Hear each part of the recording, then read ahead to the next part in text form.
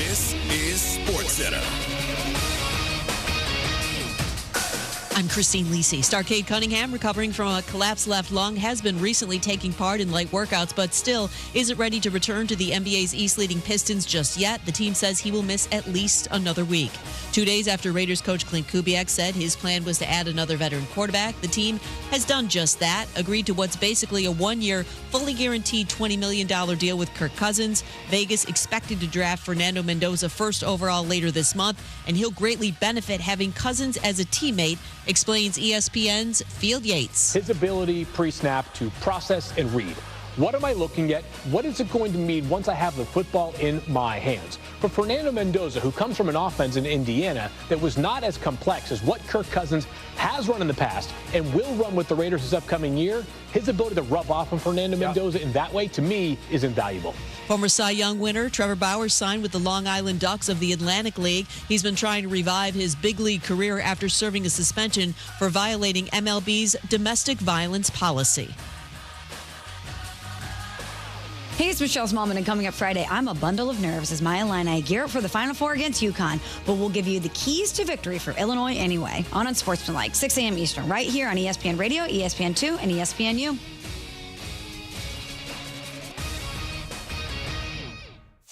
Matt Moscona. I'm very important. After further review. Say it one more time. After further review with Matt Moscona. And here we go. Live from the Raising Cane studio. Let's ride! Go!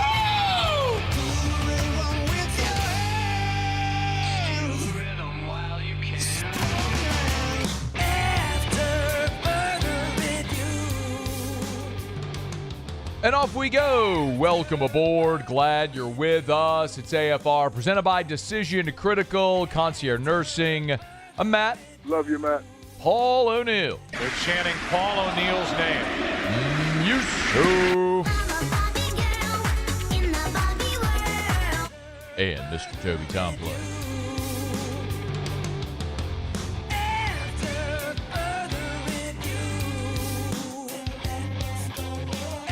All right, we're here. Glad you are as well. Get out there and make it a good one. Kendall Rogers in 15 minutes.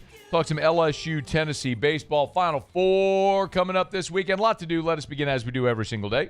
It's time to pop the top on another edition of AFR with Bud Light. Drink easy. Tiger football is back on the practice field on Thursday. They gave the media our customary 5 periods, so it's 5-minute periods. We get to watch about 25 minutes. And as we've started these reports, I've given you the sort of the play-by-play of what happens in the 11-on-11. So if you're not familiar, as soon as they come outside, the first thing they do is an 11-on-11 period. As Jakeem Jackson told us in studio earlier this week, they call it quick 6. So it's 6 plays, usually situational. What we saw on Tuesday was third down simulations. So 3rd and 5, 3rd and 10, 3rd and 15, as they were just moving the ball downfield, right? 6 plays. Today, on Thursday, they were in a red zone period. They came out 11-on-11, and they ran 4 red zone plays. They didn't run 6. They ran 4 red zone plays. Now, we were standing in the south end zone, the media, and the offense was going toward – I'm sorry, we were in the north end zone, and the offense was going toward the south. So we were opposite end zone of where the offense was. We were looking at the back of the offense as they were going to the other end zone. Here were the 4 plays they ran. First, Landon Clark continues to run with the first-team quarterback. So on first down, snap, bootleg to just a straight boot to the right, roll right, and Caden Durham emptied out of the backfield, about 5 yards downfield, was dragging to the right with Clark as he rolled, dumped it to him. It was interesting because Caden Durham just slid, and I don't know if that was intentional, like get down to stop the clock, or if he just lost his footing and slipped, but he slipped after went down after about a 5-yard gain. Second play, Trey Green, back of the end zone, touchdown. Also, the sky's blue, water is wet, the grass is green, and all that sort of stuff as well. The one thing I'll say about that play is Landon Clark showed really good pocket presence, and he stepped up to make that throw. Had there been referees and had this been a controlled scrimmage, they might have blown that dead for a sack. But nonetheless, touchdown to Trey.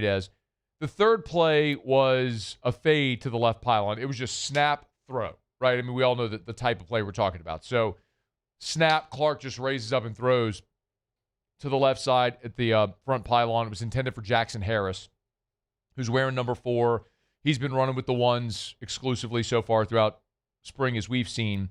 And Harris was it was incomplete, but again, had there been officials, they probably flagged the defensive back for PI. I'm not sure. I didn't get a good look at who the defensive back was because Harris was in front of him, but he was kind of mugged. So that probably would have been PI in the end zone.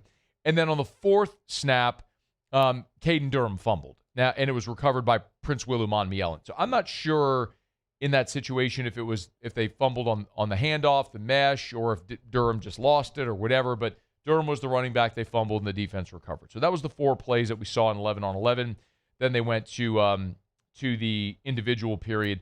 So remember, it's the 1s-on-1s on one field and the 2s-on-2s on the other field. The notable play when the 2s went against one another is Malik Elzy, the transfer from Illinois, caught a touchdown pass with the 2s from Husan Longstreet.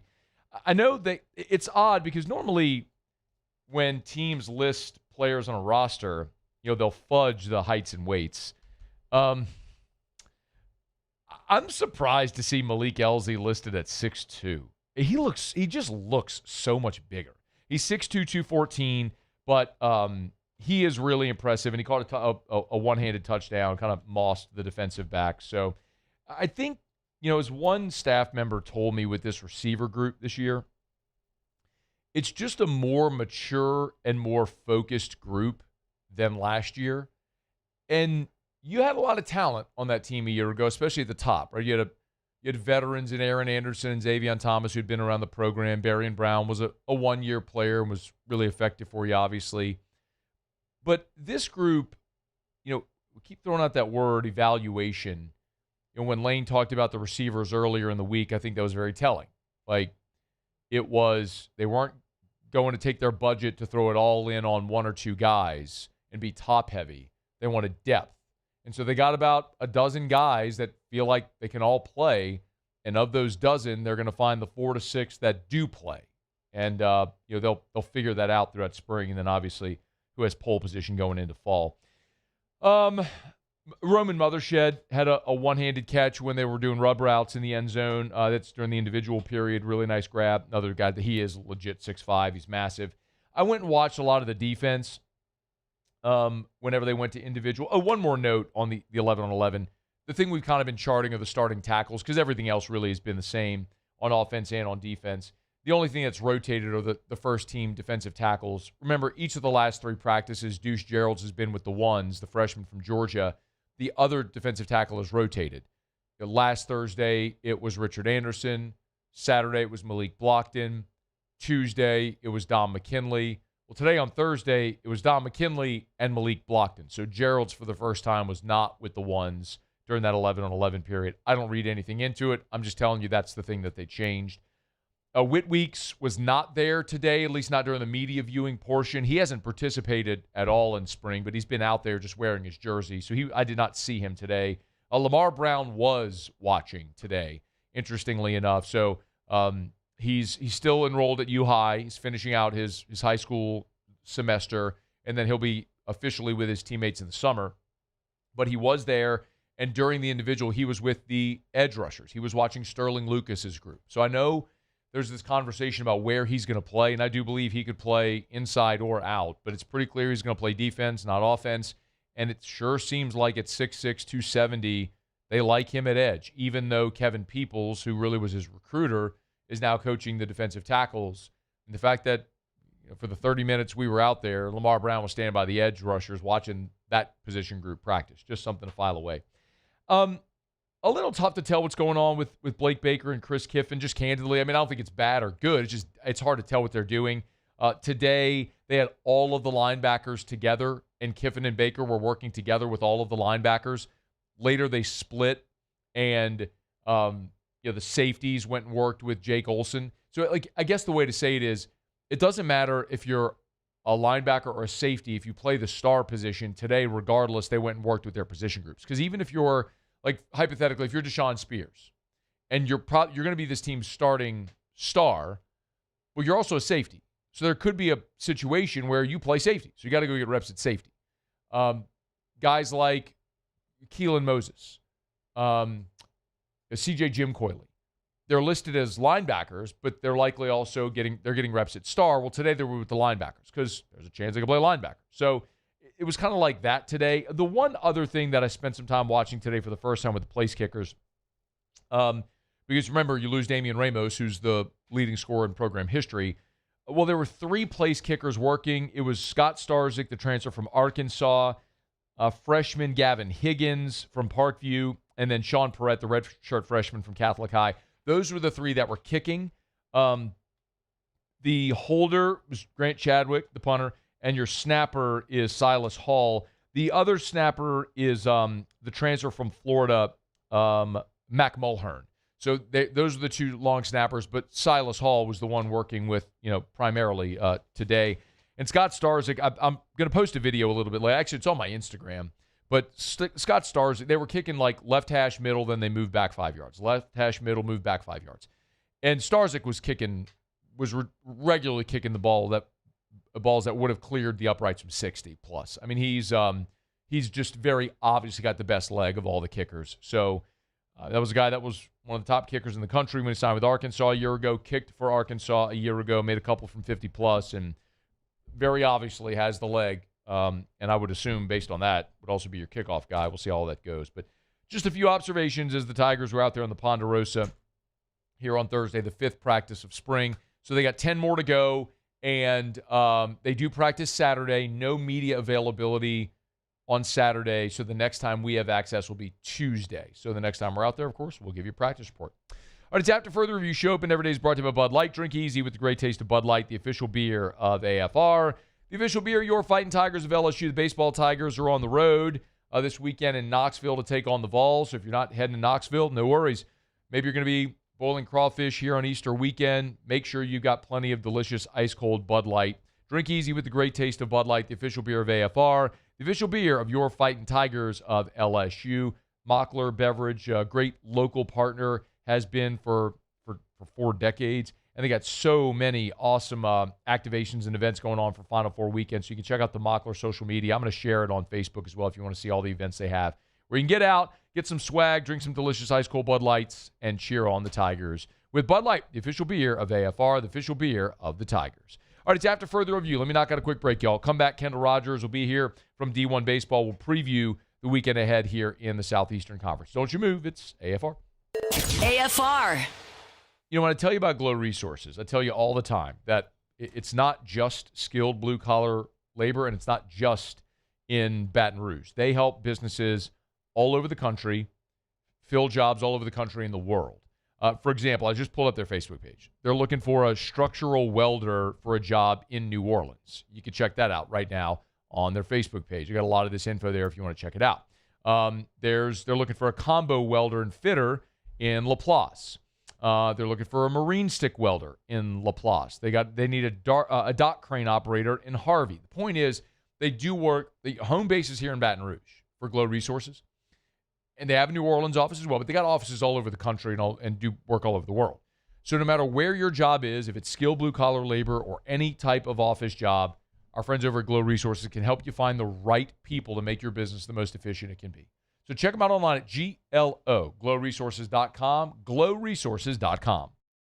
At Bayou Automotive, we believe in a sales process that puts you first. We want you to experience an easy purchase with clear pricing and great service. Let Bayou Ford and Bayou Chrysler Dodge Jeep Ram be your trusted partners in finding your perfect vehicle. The crew at Bayou Automotive is going to do right by you.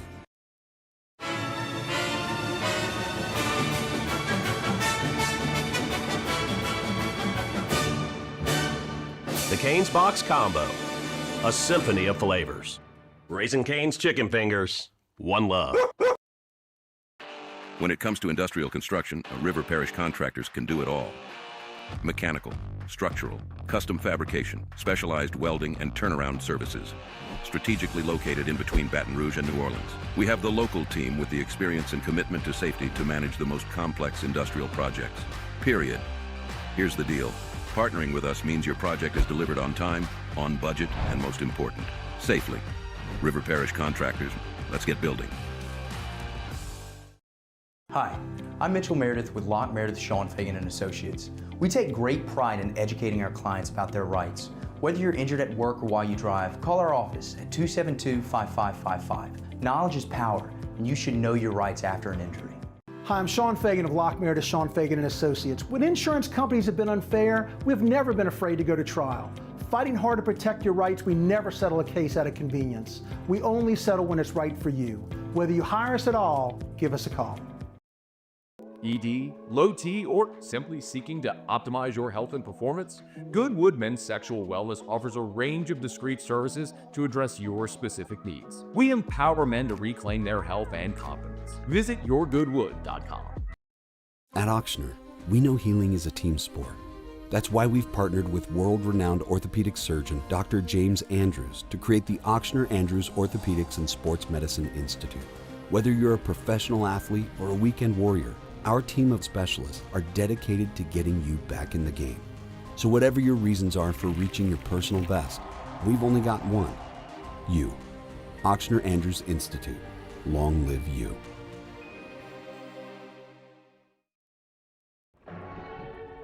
These are the luckiest ice cubes in the world. They could have been a thankless bed for an all-you-can-eat salad bar.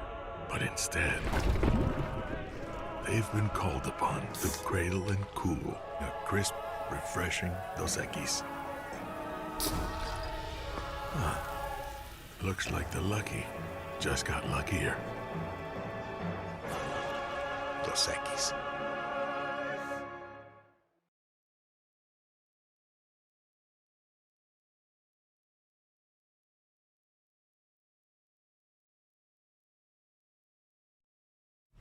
After further review with Matt Moscona, presented by Decision Critical Concierge Nursing. Healthcare for your lifestyle. Learn more at decisioncriticalbr.com.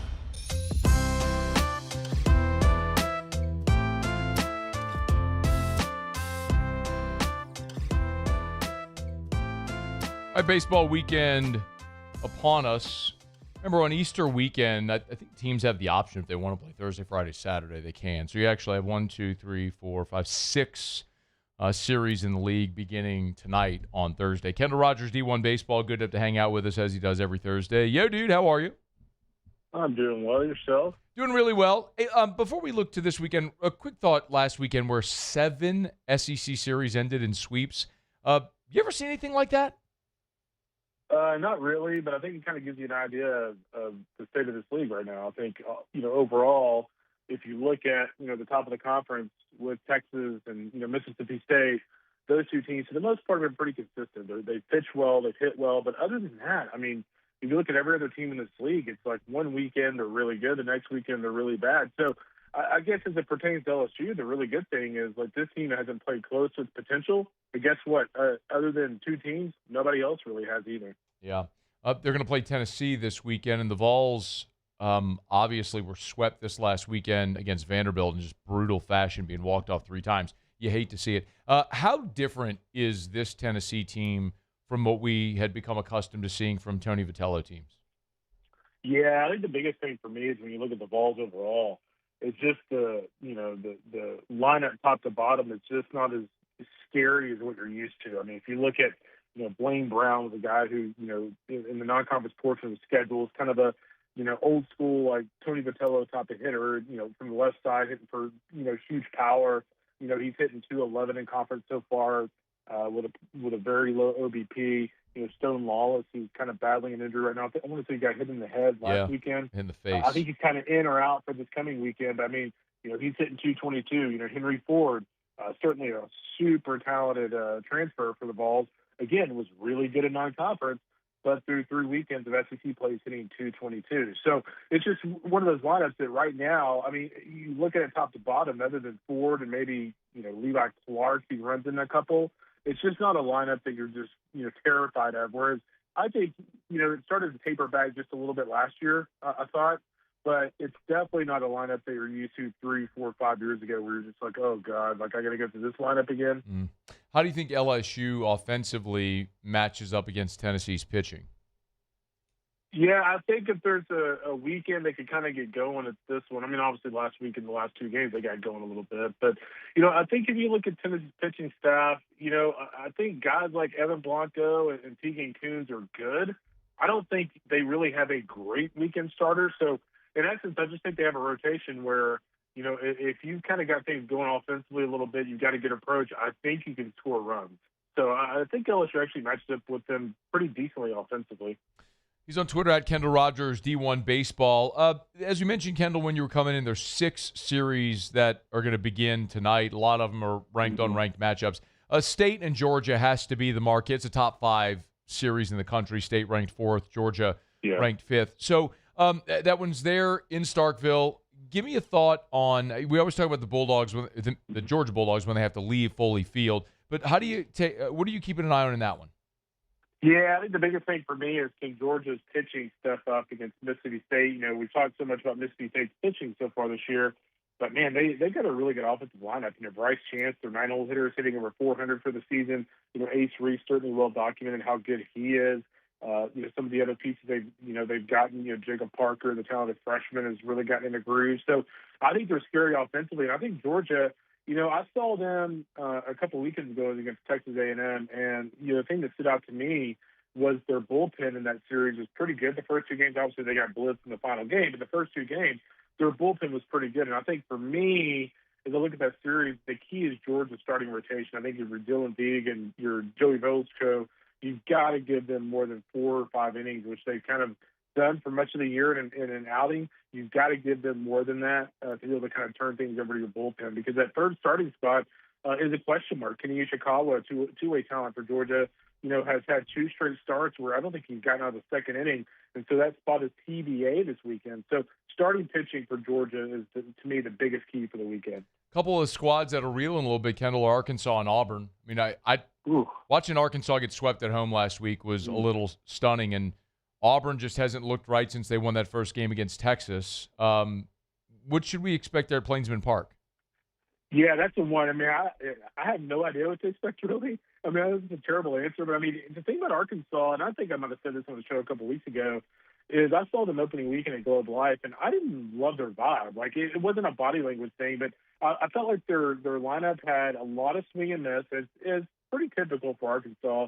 But, I mean, you look at the lineup, and, Reese Robinette hitting under 200 SEC play, Zach Stewart under 200, Ryder Helford, who's an elite prospect and certainly an elite catcher, he's hitting 200 in the SEC. So they've got, like, 5 everyday, starters that are hitting 200 or worse in the league. I think they actually have a 6. I think Cam Kozel is now at 200 as well. So I just think there's a lot of swing and miss there. I think Arkansas is has kind of a troublesome offensive lineup. And then, their pitching has been okay. But they've had an issue walking guys. So when you can't really hit and you're walking guys, that's a bad recipe. But, Auburn's not playing well either. I mean, I don't know what Texas did to them 2 weeks ago, but they apparently unplugged them because they haven't been able to get big hits offensively. Their pitching has been good. It hasn't been great. And they're kind of reeling right now. So something you have to give when you have 2 teams that are kind of bruised up a little bit. Anything interesting with Ole Miss at Florida or Vandy at Texas A&M?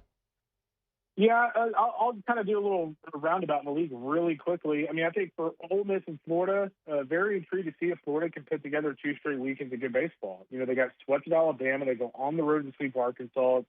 Can they not, necessarily replicate a sweep, but can they actually play another weekend of good baseball? I think for Vanderbilt and A&M, I felt like Vandy winning the Tennessee series or sweeping it the way they did is a little bit fool's gold. If you go look at Vanderbilt's resume, there's a lot of ugly losses on there. I think if you're A&M and this is a season where you're trying to host, you've got to win the series. You got Texas at home next weekend, and then Alabama OU. To me, is really interesting because I think those 2 teams are pretty even. And then Oklahoma, they got swept by Texas. But I mean, if you go back and look at that series, I mean, they were tied going in extra innings in 2 of those games. So I still think Oklahoma's pretty good. And then Alabama, Rob Vaughn has those guys playing really well. Tyler Fay had a no-hitter 2 weekends ago, went out there and pitched another great game against Auburn last weekend. So Alabama's kind of feeling it a little bit right now. He's on Twitter at Kendall Rogers, D1Baseball.com, D1Baseball.com. I don't think we need to talk about Texas, South Carolina, or Kentucky against Missouri. Give me a thought about something Not else. really. Yeah, right. I mean, I always like to ask other outside of the SEC series to keep an eye on this weekend. Yeah, how about this one? Imagine before the season going, oh, this is a massive series, but Boston College and North Carolina. Tommy Gennaro at Boston College, man, he's done a really nice job. They got one of the better players in college baseball, and A.J. Colarusso, and they're 22 in the country. They go on there to North Carolina, who's won back-to-back series. Boston College, Matt, if they win this series, is actually in the driver's seat to be a top 16 host. So again, it's just been one of those seasons so far that's been pretty wacky. And then the other one for me would be Florida State and Virginia. The big storyline, obviously, going into this weekend in Charlottesville is Miles Bailey, one of the best players in college baseball for Florida State, broke his ankle last weekend, is obviously out for the year. So, man, how can Florida State overcome that kind of injury? We'll kind of find out this weekend. That was a pretty gruesome injury, too, sliding into second base. It's terrible. Oh. Yeah. They had to be carted off on a stretcher, air cast, the whole bit. It was not great.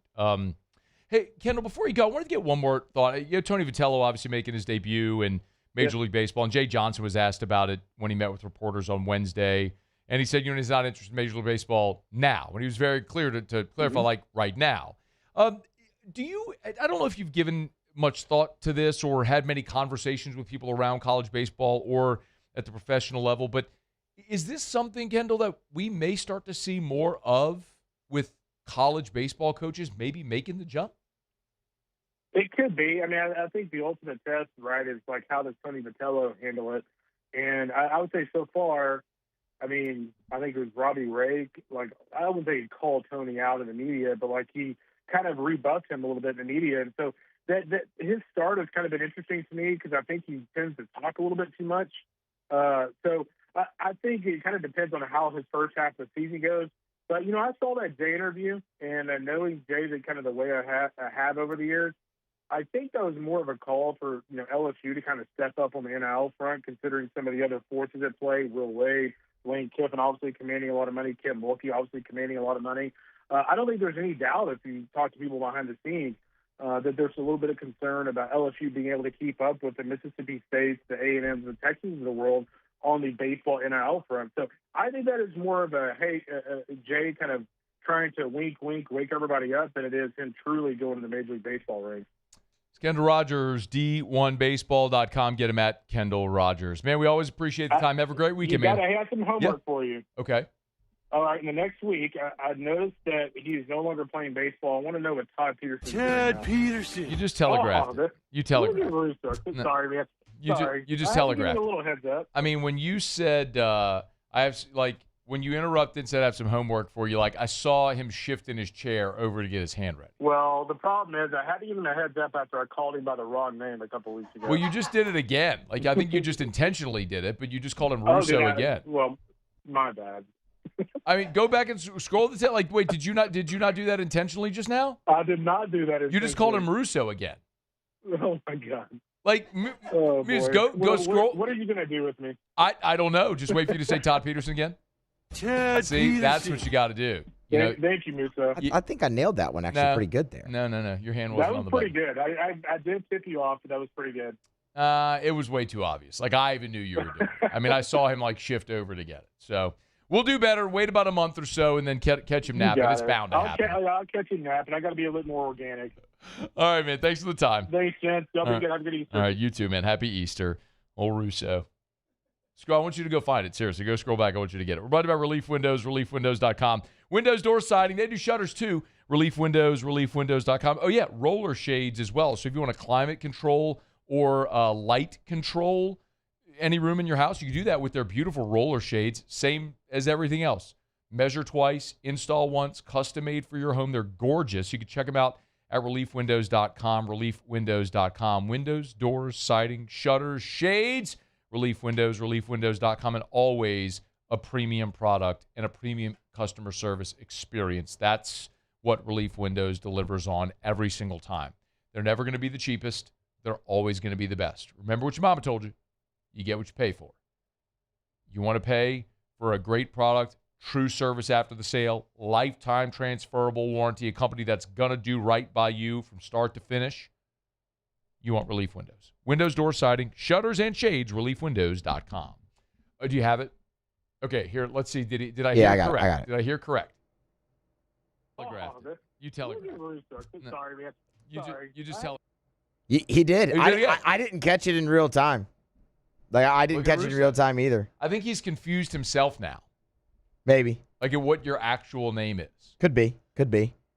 Like a month ago, if you're not familiar, but a month ago, Kendall came on the show and he called Musso Russo, which was objectively hilarious that he screwed up Musso's name because, like, we intentionally screw up Musso's name on the show every day and call him Musso, because that's what Skip Bertman calls him, so we defer to Skip. Which, I mean, of course. Yeah. So I think I'm not going to do that. Is Matthew Musso going to be on the board? Goat. I don't do the Skip voice like Ronnie or the Duggar. I mean, there's like peak level Skip. Absolutely. Coogan, the Cougar. But anyway, so Kendall called him Russo, was very embarrassed by it, had corrected, and then just defaulted there, like, to his, I just think his processing, and just called you Russo again. You telegraphed. He definitely said Russo. He did. I didn't catch it. I think he's confused now as to what your actual name is. He could be. That's like me when I kept calling Huson Longstreet Longwood.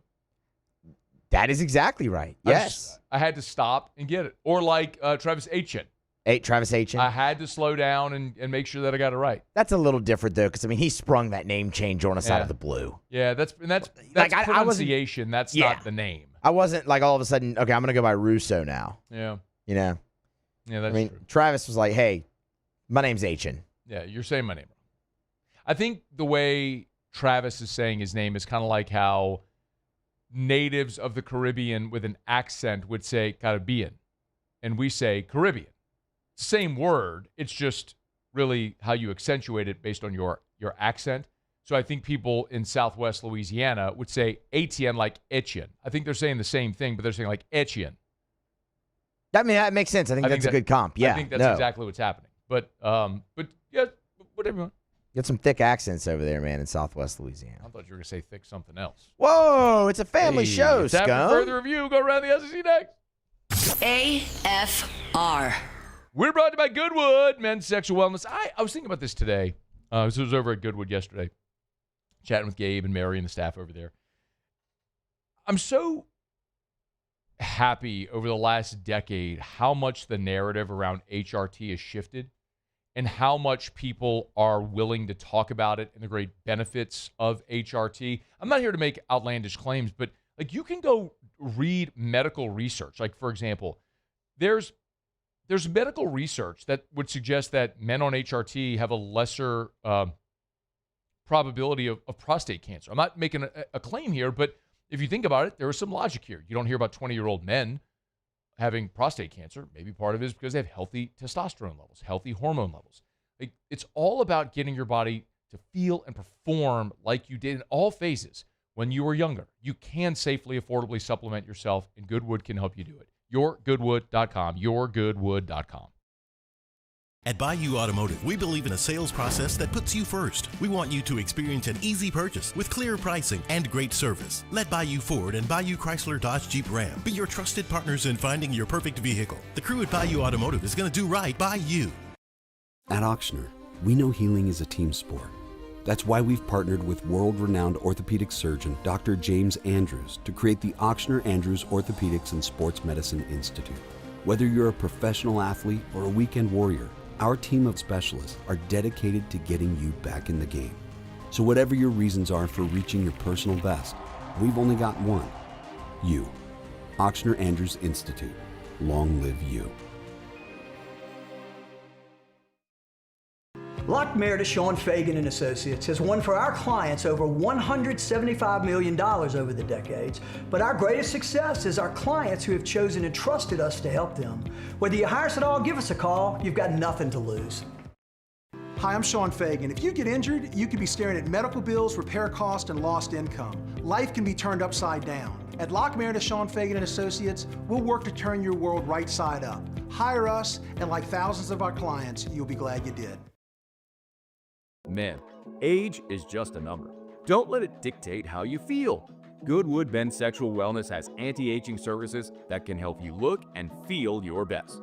Visit yourgoodwood.com and discover a renewed sense of vitality. I'm Gabrielle McLeod on behalf of the Louisiana Propane Dealers. I have spent hundreds of hours preparing for scholarship competitions. That preparation paid off when I won the Fitness and Talent Awards along with the title of Miss Louisiana. The Louisiana Propane Dealers are also pretty talented and want you to be prepared for when the power goes out. Visit louisianapropane.com to find out about propane generators and other safety tips. Louisiana Propane, it truly is the fuel for our future. My father, J.B. Falgu, had a vision of growth for First American Bank and the communities we serve. The bank's foundation was built on his legacy of compassion, loyalty, and dedication.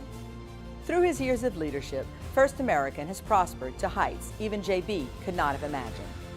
I know my father would be extremely proud of the customer service and financial stability that First American provides to Southeast Louisiana. We continue to thrive because of the legacy of J.B. Falgu. Everything you need for a stunning garden is at the Plant Barn in Baton Rouge. From trees and shrubs to plants and pottery, the Plant Barn has it all at great prices. Visit us today on Valley Street, right off Perkins Road in South Downs.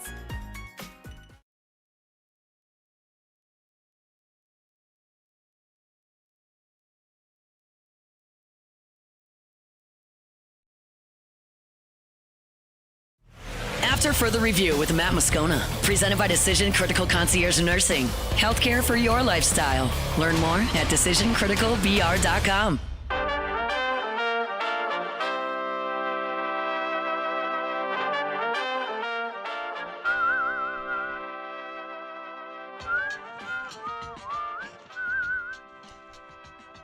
The NCAA Division I cabinet has passed emergency blind transfer legislation on Wednesday. No, this is not legislation about athletes who can't see.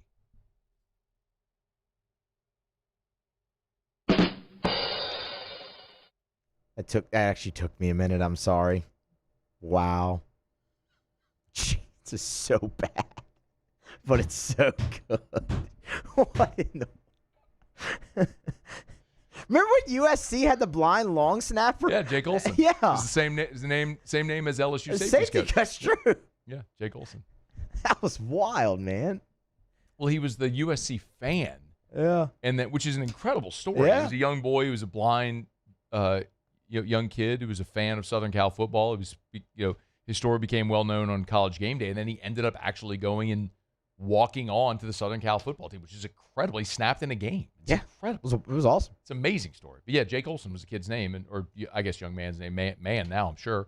So this is his legislation here? No.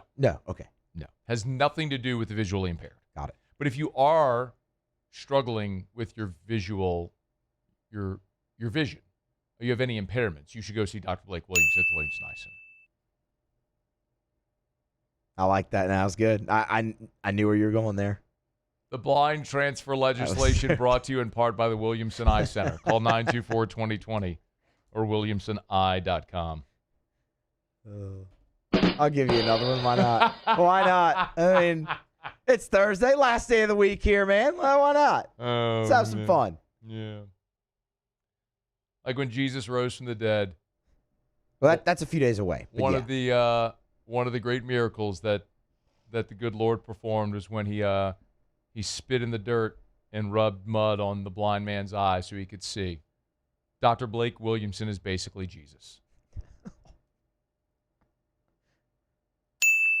Ding over a rim shot there. Oh no, I feel like we need to expand. Yeah. Our drop library there. We want like an applause. Did you give me the right Will Wade drop today? By the way, you'll just have to wait and see, won't you? I'm so disappointed in you yesterday. Paul, did you hear what happened at the Will Wade press conference? I did not. Okay, so Will Wade was introduced on Monday. When I asked the question, this is what happened. Hit it. Hey, Will. Hey, bud. I mean, nice. Right out the chute. Paul, you're aware of the Bud combo, right? Yes. Okay, all right. Don't make me explain it to you. No, I get it. Got it. I'm just not going to get any reaction of anything out of Paul. I should. That's my fault for thinking Paul was going to give me a reaction. That's my fault. All right, I apologize. Paul's a big fan of the Bud bit. Loves it. Paul's not a big fan of talking. That's my bad. Blind transfer. There we go. That's where we were. So bring it full circle. Here we go. Blind transfer. So basically, this is what the blind transfer is what they call when athletes transfer outside of the portal window. So think Xavier Lucas a year ago. Remember what happened? He was at Wisconsin, portal window closed. Later, he just left Wisconsin. He didn't enter the transfer portal. He just unenrolled from Wisconsin and then went enrolled as a student at Miami and walked on.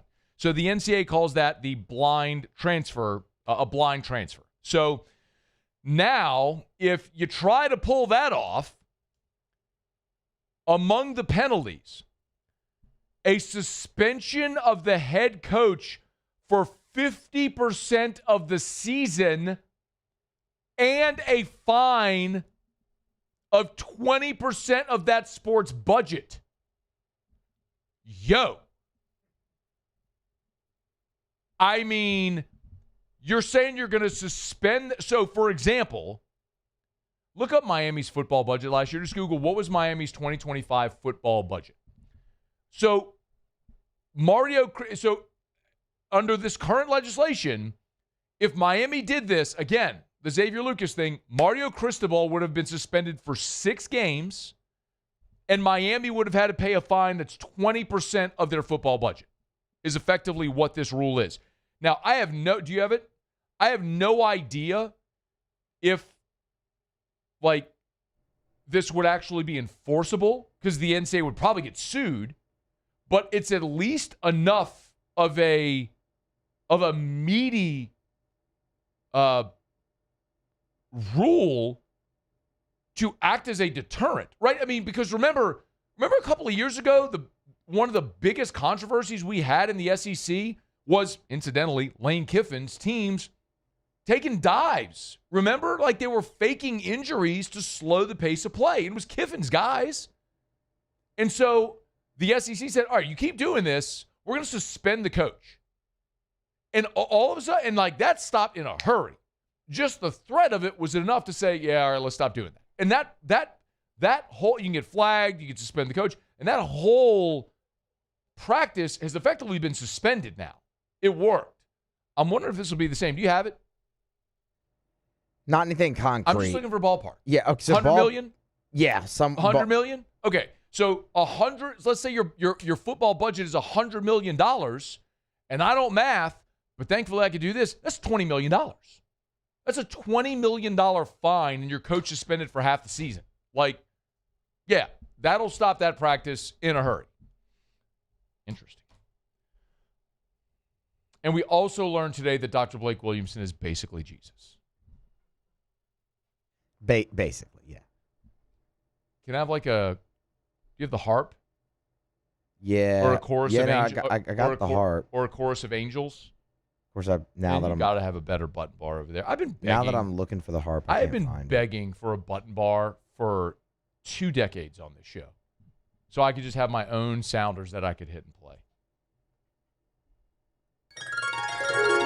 Found it. Okay. Wow. It is a loud and long, aggressive harp sounder. I'm okay with it. Okay. It's after further review.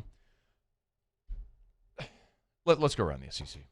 Around the SEC, bringing you the biggest news from the nation's best conference, the Arkansas Razorbacks. Redshirt sophomore quarterback KJ Jackson and Memphis transfer AJ Hill battling it out since they got to campus. Quarterbacks coach Mitch Stewart met with the media, kind of give an update there. He said, quote, "I'll be honest with you, it's a very positive room." Well, I hope you wouldn't lie to me, Mitch. And I would appreciate some better update than that. Hill and Jackson both inexperienced on the field. Jackson played in 5 games last season with 1 start. Hill played in 2 games for Memphis. The Kentucky Wildcats.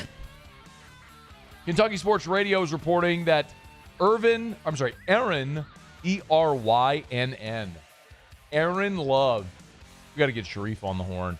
He's currently Tulsa's director of on-campus recruiting for football. He's leaving to take a similar role with Kentucky. Aaron Love is a she. All right. Makes sense. Makes more sense. Makes sense. Except, why do her parents hate her? Yeah. What's wrong with ERIN? Well, what's wrong with that? I know. Like, it's how it's been spelled for forever. Yeah. At least for a female. ERYNN. Never seen that before. No, I don't like it. I think we should call Sharif to get a ruling and not tell him it's a female. see what he says. Anyway, Aaron, I'm going to follow this over here. The Florida Gators. Florida redshirt sophomore guard Alex Kovachev will return to the Gators next season. He was a late addition to the roster this year, transferred from Sacramento State. Made just one field goal in limited action this past season, but expected to play an expanded role for Todd Golden next year. The Tennessee Volunteers. And Tyler Lundblade has committed to Tennessee basketball. He's a Belmont transfer. So that gives Rick Barnes a really elite shooter. He was the Missouri Valley Conference Player of the Year this past season. He entered the portal as a grad transfer. At Belmont, he made 219 three-pointers the past 2 seasons, about 44%. He's a 6'5 guard with 1 season of eligibility remaining. All right, there you have it. That is Around the SEC. We are presented by Decision Critical Concierge Nursing. DecisionCriticalBR.com, DecisionCriticalBR.com, but don't let the website fool you. They're not just in Baton Rouge. Their nurses service the entire state of Louisiana, and now they have their Dallas office as well. So I know there's a lot of you who are LSU fans, some expats who moved up to Big D. If you need concierge nursing, you need Decision Critical. It doesn't matter if you're like Paulie and you just welcomed home a new baby and you're not sleeping at night. Well, their nurses can come in home, maybe a night a week, 2 nights a week, whatever it is. So you can get some rest. The expertly trained nurses will take care of your newborn. Maybe it's end-of-life care or hospice. Maybe it's you need help in-home post-surgery. Like maybe you're caring for an elderly parent and you need help in-home or carrying out a physician's orders in the home. Maybe it's things like IV hydration therapy or therapeutic phlebotomy. You need to give blood if you're on HRT. They can do anything. They come into the home or the office. It's DecisionCriticalBR.com. DecisionCriticalBR.com. All right, it's after further review. Let me knock out our final break here of hour number 1. Just a heads up. Ben McKee in about 45 minutes will be here. He'll give us a preview of the Tennessee baseball team. LSU linebacker C.J. Ross, top of hour number 3. And Mike LaTulip will be here also at the bottom of our final hour. Talk a little bit about the Final Four. Knock out a break. Ryan Day had some really interesting comments about the state of college football. You hear those next to wrap up hour number 1 at AFR. After further review. We're brought to you by the Watermark and the Renaissance. Watermark Downtown, Renaissance Southtown, 2 amazing hotel properties. It was actually out at LSU football practice on Tuesday and bumped into a parent of an LSU football player who's in town for spring and for this week, and they're staying downtown at Watermark Baton Rouge. And I say it all the time. It's the premier hotel property in Baton Rouge, Watermark is. It's a gorgeous luxury hotel. And the convenience to LSU is amazing. If you've never stayed downtown, or maybe you don't go into downtown Baton Rouge much, trust me, our building here, the Guarantee Building, is on Government Street, right on the edge of downtown. So I work downtown every day. Watermark is right there at the corner of 3rd and Convention. It is so easy to access LSU's campus from Nicholson or River Road, from downtown. And the Watermark is walkable to everything, the restaurants, the bars, the sites, all of it. It's Watermark Baton Rouge, and an amazing place to host an event. It's Watermark Baton Rouge. Jordan Faber here with some exciting news. Faber Automotive has officially arrived. We're proud to introduce your new hometown dealership, Faber Chevrolet GMC. That means more inventory, better deals, and the same great local team. Now backed by the trusted Faber family name. Whether you're shopping or servicing, you'll feel the difference from day one. Allow us the opportunity to earn your business. Fabry Chevrolet GMC. Visit us in St. Francisville or online at FabryChevrolet.com. At Raising Cane's, we hand batter every chicken finger, mix every cane sauce, butter every Texas toast, stir every slaw, and salt every fry. Because when you do it right, you can taste it in every bite. Raising Cane's chicken fingers, one love. Transform your living space with Lacoste & Young Remodeling and take your home from outdated to outstanding. Redefine your kitchen for the ultimate culinary experience, or elevate your daily routine with a spa-worthy bathroom retreat. Our skilled team brings 3D modeling to life to ensure your vision becomes a reality. We believe luxury should be accessible and offer tailored solutions to fit your budget without compromising quality. So contact us today for a free estimate. Lacoste & Young Remodeling, providing perfect solutions for your dream home. I'm Lawyer Locke Meredith. We are honored and humbled to receive from our clients in Google, based on 5-star client reviews, the designation of our law firm is highly recommended. Whether you hire us at all, please give us a call, 272-5555. You have nothing to lose. Hi, I'm Mitchell Meredith. Injuries happen when you least expect them to, making your life more complicated. At Locke Meredith Sean Fagan and Associates, we know this, and we strive to help each of our clients during these times. Whether you hire us at all, give us a call at 272-5555. ED, low T, or simply seeking to optimize your health and performance? Goodwood Men's Sexual Wellness offers a range of discreet services to address your specific needs. We empower men to reclaim their health and confidence. Visit yourgoodwood.com. We typically think of stress as being bad for us. At Our Lady of the Lake and LSU, we are researching how certain types of stress, such as exercise, can be good for our immune health. By studying people under extreme stress, such as athletes, astronauts, service members, and first responders, we're learning how to improve the immune health of everyone. That's the power of research. That's the impact of champions. Together, we roar. At Bayou Automotive, we believe in a sales process that puts you first. We want you to experience an easy purchase with clear pricing and great service. Let Bayou Ford and Bayou Chrysler Dodge Jeep Ram be your trusted partners in finding your perfect vehicle. The crew at Bayou Automotive is going to do right by you.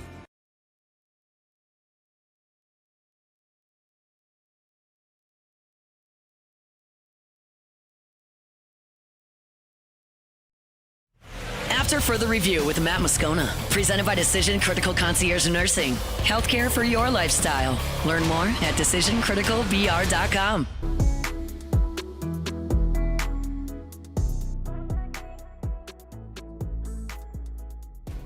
This is actually kind of a crazy text. So we're talking about Dr. Blake Williamson.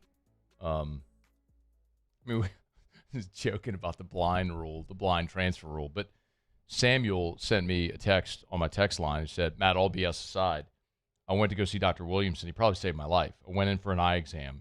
He sent me straight to the ER for a neuro workup, had a golf ball-sized tumor, had brain surgery 3 months later.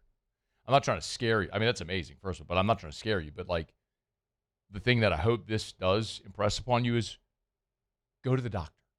If you suspect something is wrong, doesn't feel right, go to a doctor.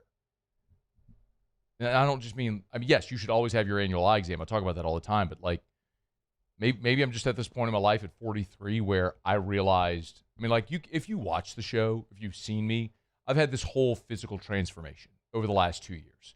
And people ask me, what are you okay? What happened? Like, I was the biggest I'd ever been in my life.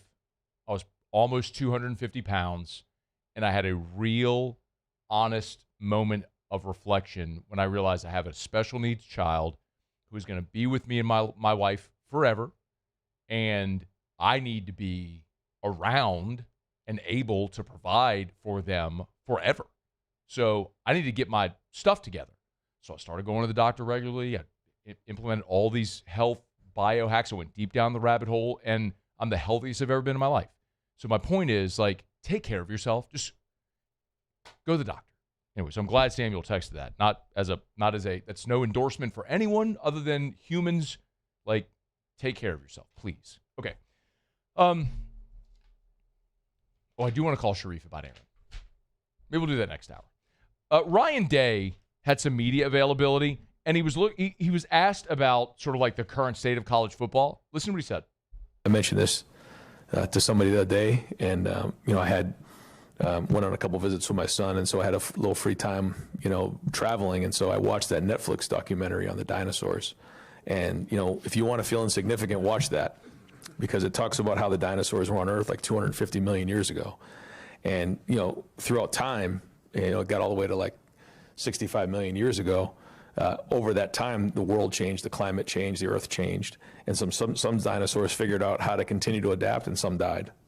And I guess that's a little extreme, but I think it's kind of the way it is in college football. The people who know how to adapt are going to continue to move on, and the ones who don't, they die.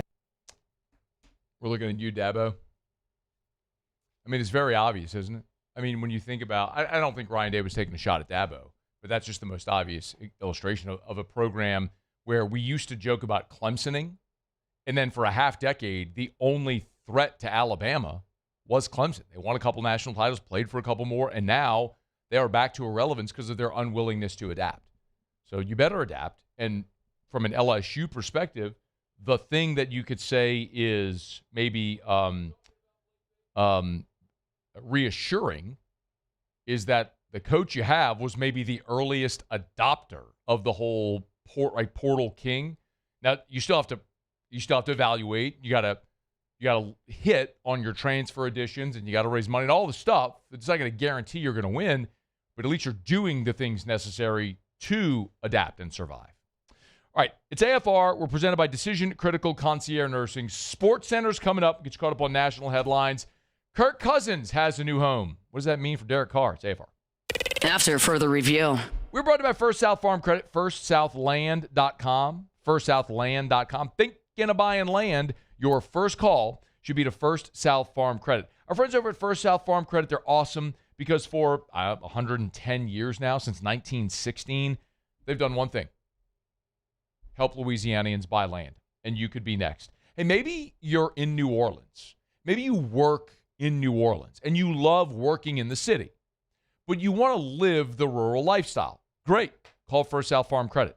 Maybe they can help you buy the 20 acres, the 50 acres, the 100 acres on the North Shore. You can buy that land, build your house, and then commute into the city so you can have the city amenities, but the rural lifestyle. Or maybe it's a recreational property for hunting or for fishing, or maybe you're into agriculture and you need 1,000 acres. First South Farm Credit should be your first call. So log on firstsouthland.com, firstsouthland.com.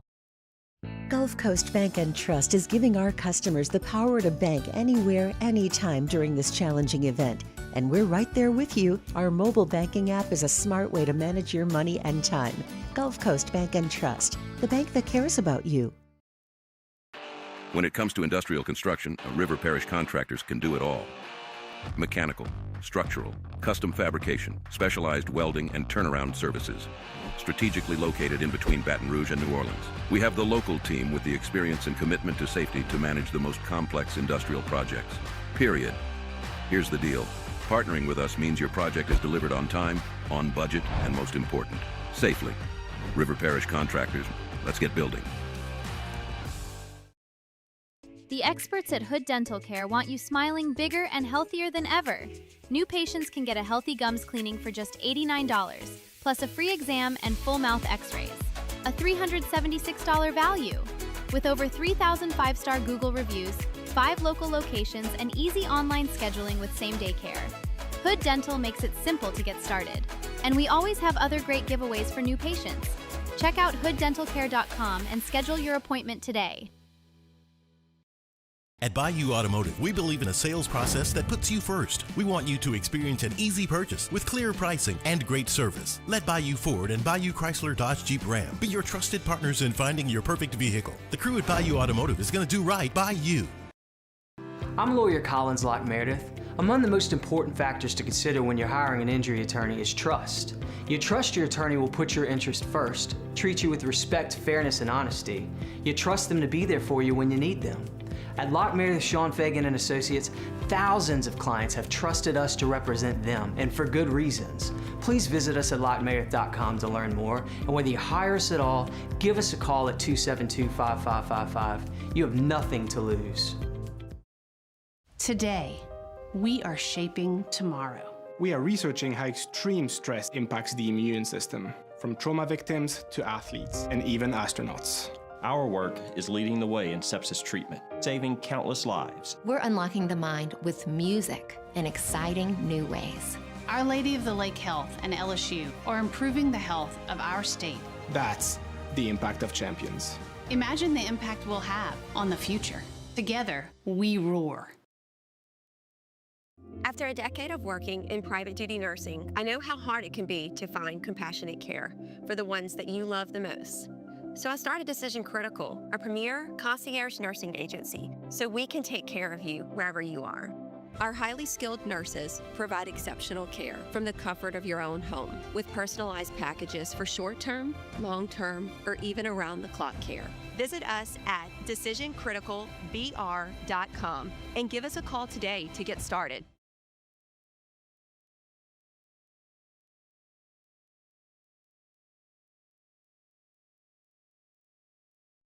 This is SportsCenter. I'm Christine Lisi. This just in, Spurs star center Victor Wembanyama won't play tonight against the Clippers due to right ankle injury management. It's the second of a back-to-back for San Antonio, which is 2 games back of Western Conference leading Oklahoma City. Thunder hosting the Lakers, 9 Eastern, ESPN Radio. Kirk Cousins is Vegas-bound, agreed to join the Raiders on what's basically a 1-year fully guaranteed $20 million contract. Vegas, which is expected to draft Fernando Mendoza first overall in this month's NFL draft, adding another veteran quarterback to their roster, as coach Clint Kubiak said he wanted to do. NFL Network insider Tom Pelissero. Kirk coming in a way, is just let's build out as many ways as we can to protect the rookie quarterback. I would say the most likely scenario is Kirk Cousins is the Raiders quarterback in week 1. His play and the progression of Fernando Mendoza will determine exactly how long that lasts. Tom Pelissero on The Rich Eisen Show. Connor Griffin, the number 1 prospect in baseball, called up by the Pirates. He's set to make his big league debut in tomorrow's home opener versus the Orioles.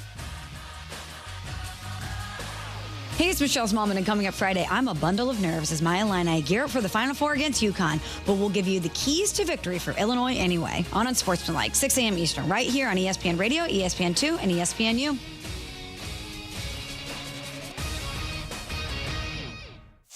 Matt Moscona. I'm very important. After further review. Say it one more time. After further review with Matt Moscona. And here we go. Live from the Raising Cane studio. Let's rock!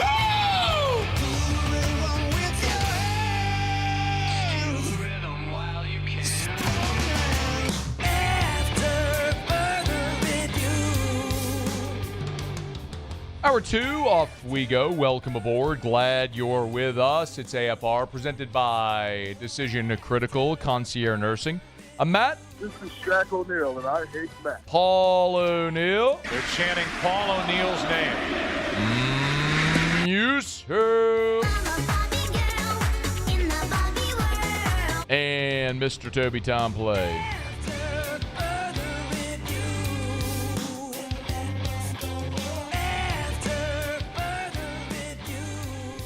All right, we're here. Glad you are as well. Get out there and make it a good one. Coming to you live from the Raising Cane studio here in downtown Baton Rouge. Ben McKee will join us from Knoxville in 30 minutes, preview the Vols as LSU baseball wheels up to Knoxville to take on Tennessee on Rocky Top. CJ Ross, LSU linebacker, 1 hour from right now in studio. We'll look forward to that conversation. Significant news in the NFL here on Thursday. Kirk Cousins has a home. He has signed an agreement to join the Las Vegas Raiders, who are looking for a veteran quarterback to pair with Fernando Mendoza. And as Adam Schefter said on First Take, that this is really what the Raiders have in mind, with Mendoza most certainly coming in. Well, you got a situation here where Clint Kubiak has said that in his perfect world, he brings in a veteran to hold down the fort and play the position early on while they get Fernando Mendoza up to speed. And so now that he's brought in Kirk Cousins, whom he worked with for 3 years in Minnesota together. So this is really an ideal bridge quarterback situation where they can bring in Cousins. It forces them to take the pressure off Mendoza. They don't have to rush him out there if they don't feel like he's ready. Kirk Cousins is a great quarterback for Mendoza to be around, to learn from. He becomes an ideal tutor. So there's there's several components of this. Number one, I love the Raiders doing this because we have seen this work in the past, where you give the young, highly drafted quarterback an opportunity to sit and watch and learn and grow and be better for it long term. The Packers are the best example. When they drafted Rodgers, who sat behind Favre, and then when they drafted Love, who sat behind Rodgers. There is a benefit to having the opportunity to sit and watch and learn and grow and not be thrust out there right away. As a matter of fact, Kubiak, of course, this is former Saints offensive coordinator, this past year Seattle offensive coordinator Clint Kubiak, who said this week at the annual meetings in Arizona, quote, ideally, you don't want him to start day one, meaning your rookie quarterback. You'd love him to be able to learn behind somebody. This isn't a perfect world. It doesn't always work out that way. Sometimes they have to play from day one, and it's our job as coach to get them ready to play. But, again, he's saying the ideal situation is sit and watch. So I love the Raiders doing this. And Kubiak has the familiarity with Cousins from their time in Minnesota. So I think that transition should be relatively easy in this offense with a new coach and all that sort of stuff. So from the Raiders' standpoint, I think this is really smart. For us here, we don't really care about the Raiders. I do look at what this means for both the Saints and obviously, Atlanta, where Cousins was a year ago. Cousins was in Atlanta the last 2 years, and they drafted Michael Penix, and it became kind of a little bit of it became controversial because they spent 9 figures on Kirk Cousins and then used a top 10 pick on Michael Penix. By the way, Schefter did contrast the situation with Cousins and Penix to what's going to happen here with Cousins and Mendoza. I need number 2. If we think of Kirk Cousins in Atlanta, he did not choose to work with Michael Penix. The team chose Michael Penix. In this particular case, Kirk Cousins willingly, voluntarily signed on to work with Fernando Mendoza. It's an astute point. It happened in reverse order, so he knows what he's walking into. The other part of this that's actually relevant to us here is how this might affect the New Orleans Saints. Because remember, Derek Carr has said he is open to unretiring. And by his own admission, a reunion with the Raiders is something that he was considering. And that leads me to my next question. Okay. Clint Kubiak's the head coach of the Las Vegas Raiders. That'd be so awesome. Yeah, would it be? What gift would How awesome would it be? What gift would you give the Raiders? You're a gifter. What would you slide under their tree? I'm coming home. I'm coming home. God. Those two are so insufferable. Like, I almost didn't want to play the clip just because they're so insufferable and so cringe. But anyway, the point being, that was Derek and David Carr talking about Derek potentially reuniting with Clint Kubiak, with whom he worked in New Orleans, in Las Vegas with the Raiders. Clearly, that is not the case. That is not going to happen. So I'll say this again, and it's actually very validating for all of us who, from the day Kirk Cousins signed, from the day Derek Carr signed with the New Orleans Saints, lambasted that signing because Derek Carr was what he always was just a very mid quarterback. And nobody wants him. Nobody wants him. Even the organization that drafted him, the coach with whom he played in 2024 in New Orleans, even that situation where they're not looking for a long-term option. They're just looking for a veteran bridge to their number 1 draft pick. Even the Raiders didn't want him.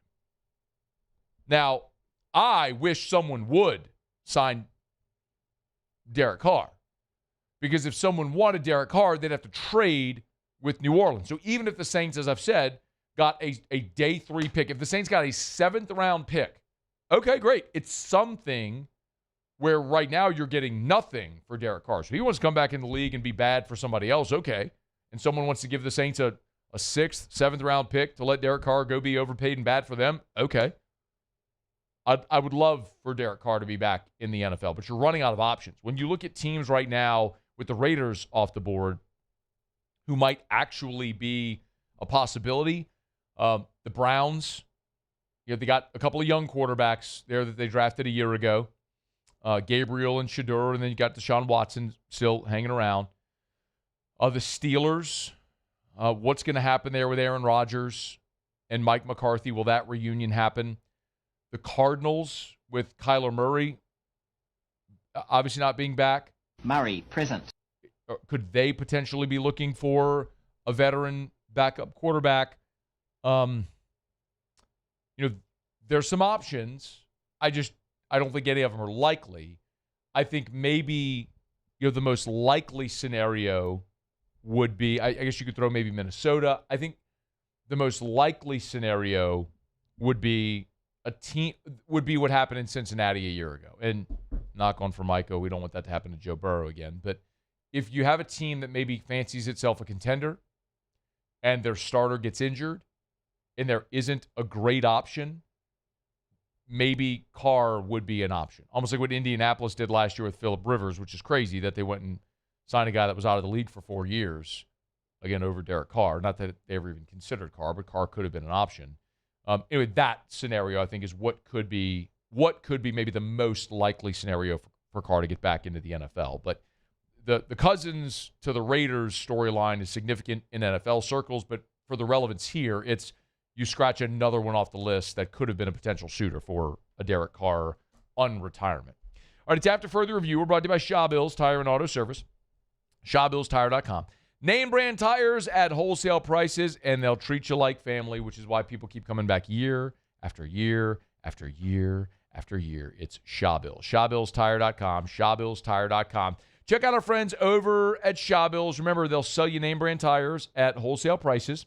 Love telling you about Shaw Bills. You can go shop tires online. You could look at your vehicle, year, make, model, body style, price, all that sort of stuff, whatever tires fit your vehicle. And not only will they sell you tires, but they can do pretty much any type of service work. Maybe you need the oil change, your tires rotated. Maybe you're having that tire vibration that you're feeling a little bit. Go see our friends over at Shaw Bills. They can get that taken care of. You need to change your wiper blades, they can do that for you too. It's at Shaw Bills. ShawBillsTire.com. ShawBillsTire.com. Shaw Bills, where we keep you rolling. All right, y'all, it's After Further Review. Good day today. Glad you're hanging out. Happy Holy Thursday to everybody here as we head into Easter weekend. And it's Passover for our Jewish brothers and sisters. Happy Passover.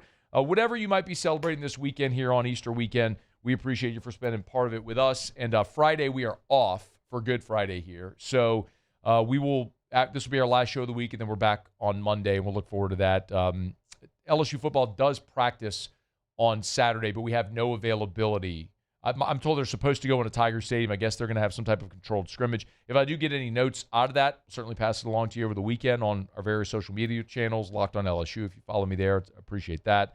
Subscribe on your podcast app or on YouTube, Locked On LSU. We'll get you updates there over the weekend. All right, it's After Further Review. Let me knock out a quick break. Speaking of college football, Alabama's athletic director is lobbying for the SEC championship game to go away. You already know where I feel on this, but I'll let you hear what he said, and we'll talk about it next on AFR. AFR. Love telling you about all the many different ways that Gordon gives back to the community. And right now, he's ramping up an annual give back appeal that he does all the time. It's the Gordon's Grads giveaway. So every year around graduation, Gordon gives away laptops or MacBooks to graduating seniors from Louisiana high schools that are going to college or 2 or 4 year college or a trade school to kind of help give you a step up. Now, you can go check out the social media posts on any of Gordon's social medias. Go to @GetGordon, @GetGordon, @GetGordon, Twitter, Facebook, Instagram. You'll see the post there and all the rules and how you can enter. It's super easy. Just go to, again, his Twitter, his Facebook, his Instagram, his TikTok. You'll see the video there and how you can enter. Or you could log on to GordonsGrads.com. GordonsGrads.com, GordonsGrads.com. Deadline to enter is April 30th, so you got a month. But make sure you do it. Get Gordon and get it done.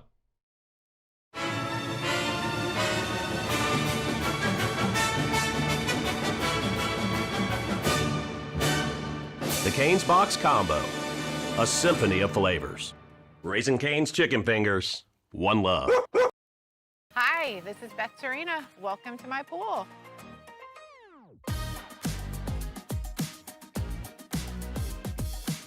The first time I saw this beautiful pool, it exceeded every expectation that I had. They were able to get everything we wanted in this pool. It is a beautiful pool. We live out here. We eat out here. We watch TV out here. This is like our living room outside. We love this pool and everything about it. When we decided to build our pool, we called a great friend who is one of the best pool builders in the country in North Louisiana, and we said, who would you choose to build a pool in Baton Rouge?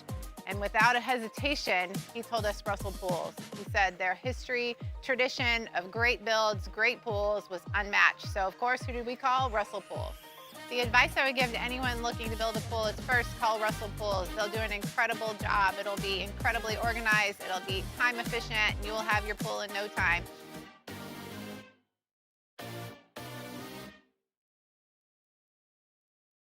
It's not easy to be a champion. It's built from every swing, pitch, and game all season long. In the grind, the focus, and in the recovery. FMOL Health, Our Lady of the Lake experts provide best-in-class care for our state's world-class athletes. Because it takes a champion to care for champions. I trust the lake to keep me at my best. From championship athletes to everyday champions, trusted care starts here. Jordan Faber here with some exciting news. Faber Automotive has officially arrived. We're proud to introduce your new hometown dealership, Faber Chevrolet GMC. That means more inventory, better deals, and the same great local team. Now backed by the trusted Faber family name. Whether you're shopping or servicing, you'll feel the difference from day one. Allow us the opportunity to earn your business. Fabry Chevrolet GMC. Visit us in St. Francisville or online at FabryChevrolet.com. Looking for cleaner energy? Propane is energy for everyone. And when you're cooking with clean, affordable propane, you're cooking with gas. In the wintertime, nothing heats a home like Louisiana propane. And when you need hot water, propane's got you covered. Oh, and you won't regret that propane generator when the power goes out. I'm Miss Louisiana, Gabrielle McLeod, and to find more information and to find a propane dealer near you, visit LouisianaPropane.com. When it comes to choosing energy for your family and your home, make the smart choice with natural gas. You can count on efficient and affordable natural gas to keep you comfortable and reduce your environmental impact to help protect our planet. After Further Review with Matt Moscona, presented by Decision Critical Concierge Nursing. Healthcare for your lifestyle. Learn more at DecisionCriticalVR.com.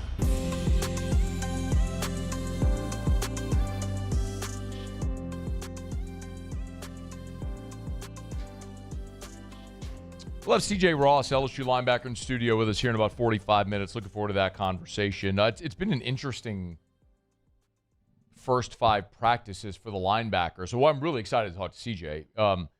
Because as we've said, like Chris Kiffin is coaching linebackers, Blake Baker's coaching the Stars. They're both kind of coaching the linebackers today. So I'm interested, very interested in how that's sort of working out and how they're divvying up responsibilities and with co-DCs, how that's working. So we'll talk to C.J. Ross here in studio with us in about 45 minutes.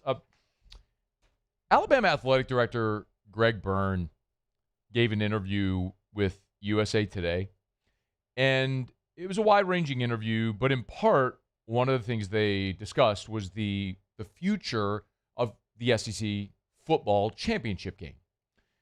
And Byrne thinks it's time for it to go away. And Bama has obviously been a staple in that game. They've been in it 10 of the last 14 years. I mean, that's obviously heavily Nick Saban's tenure when they were obviously the biggest, baddest bully on the block in the West for a decade and a half.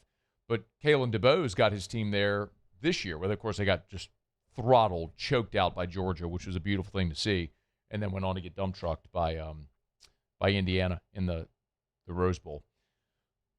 Byrne told USA Today, quote, "I think the ship has sailed. It's run its course. It's a great event.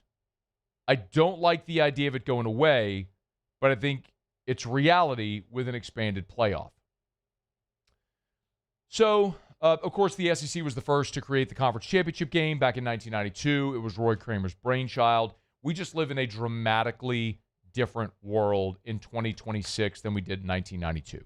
In 1992, it was a new concept, and it was an idea to generate more revenue for the league, a differentiator. And it worked. And it's with few exceptions like 2001 when LSU upset Tennessee, it didn't end up being something that withheld SEC teams from the national championship. It worked actually the opposite way for the lion's share of the years of that championship game.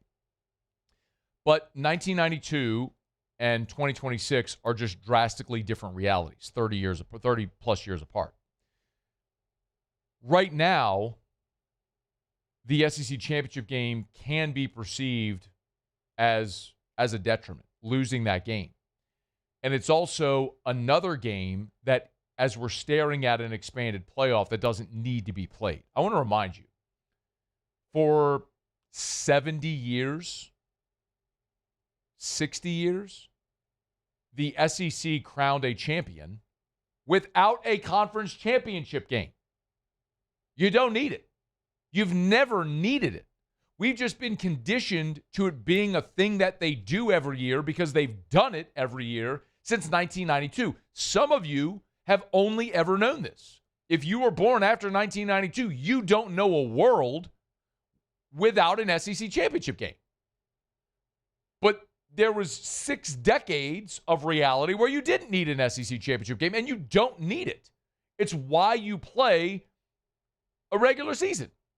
You crown a regular season champ. The whole purpose of the conference championship game was a money grab. That's it.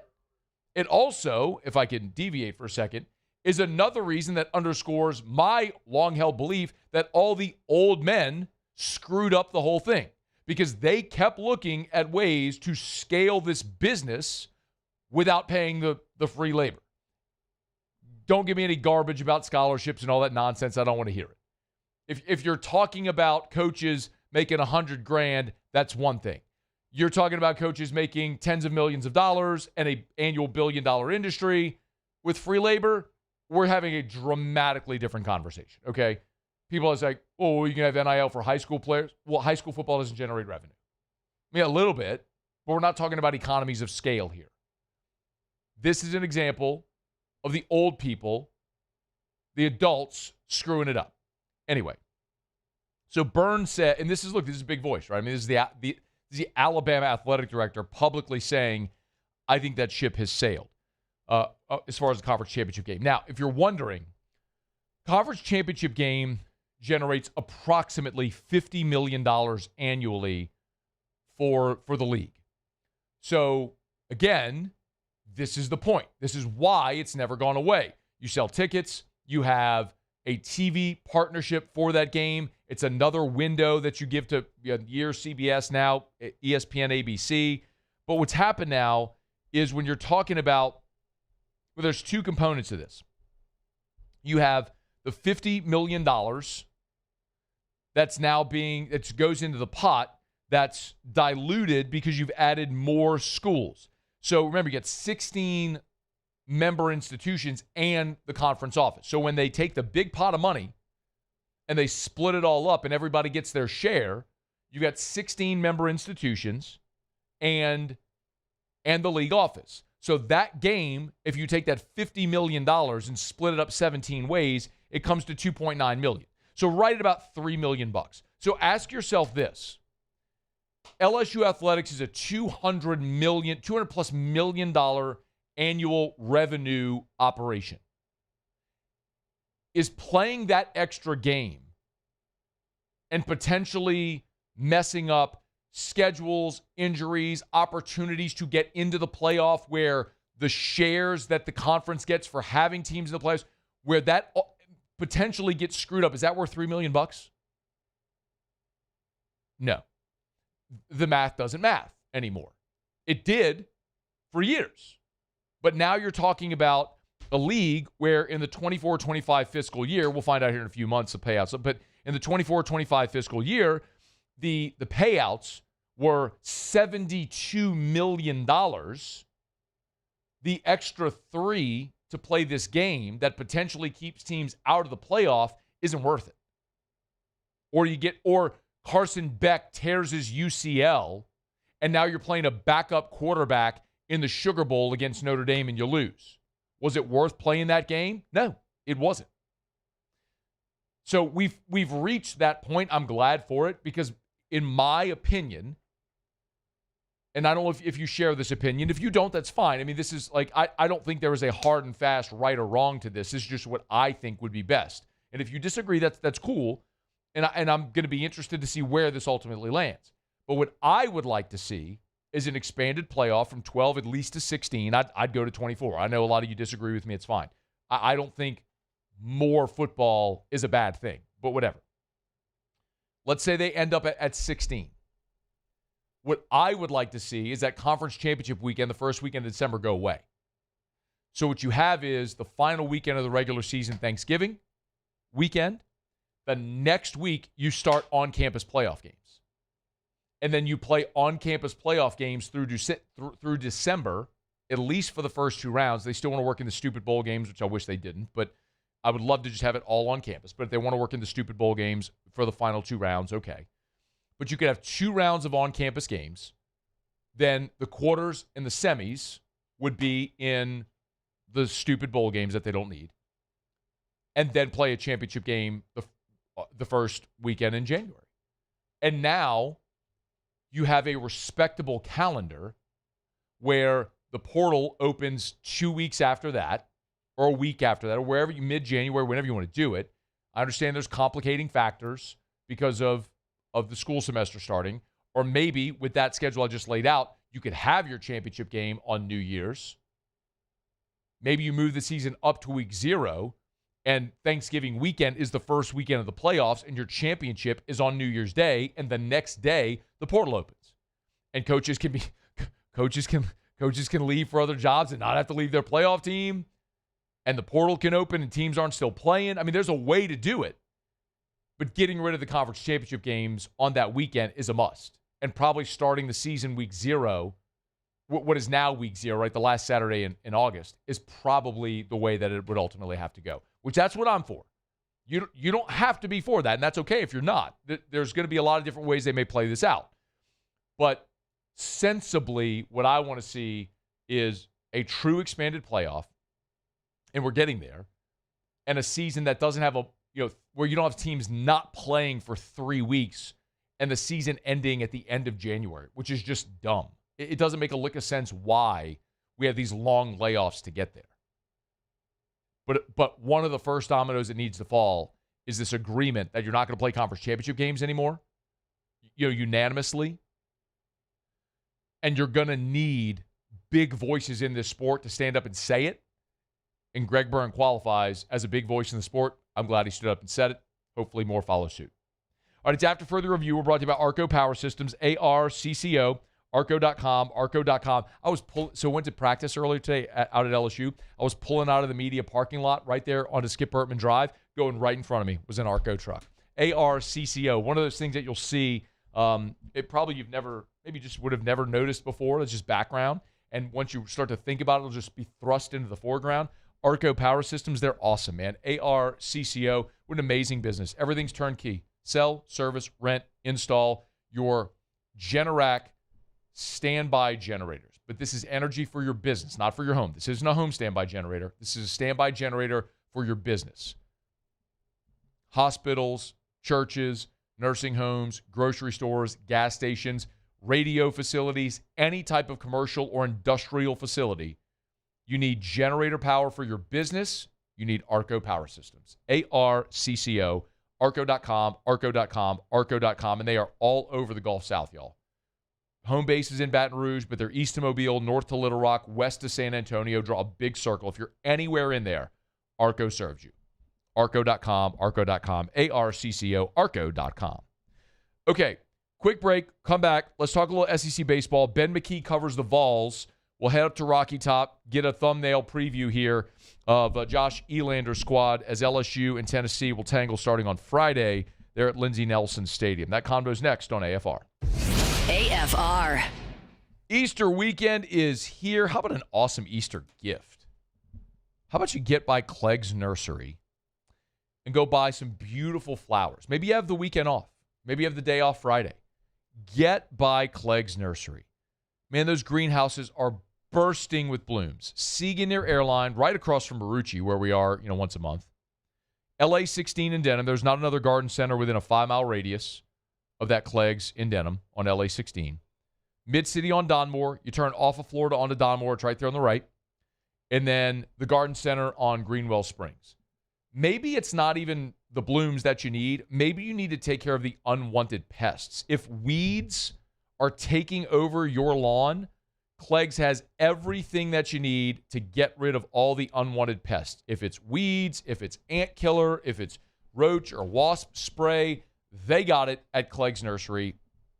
Buy local, shop local at Clegg's Nursery.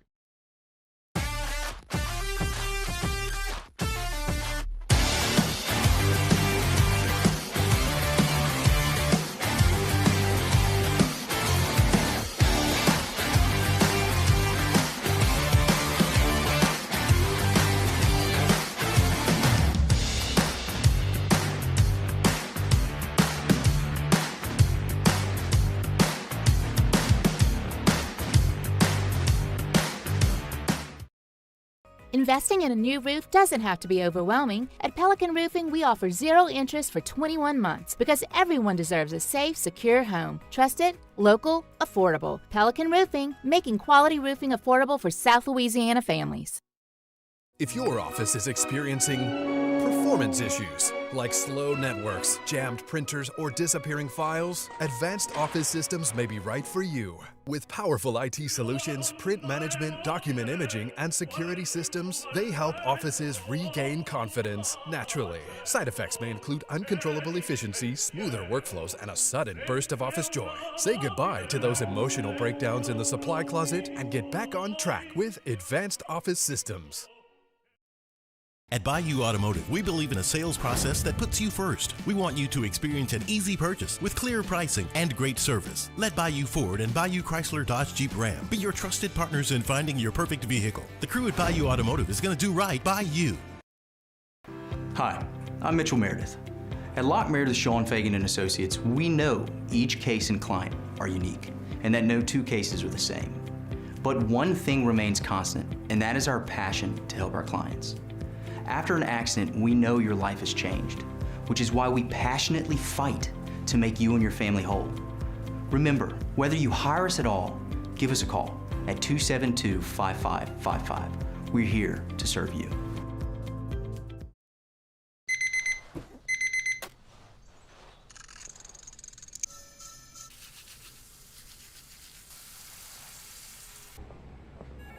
Sometimes you ignore the signs, even when they're right in front of you.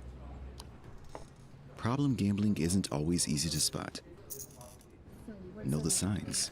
Set your limit. Learn more about healthy gambling habits by visiting us online or text or call for free confidential help now.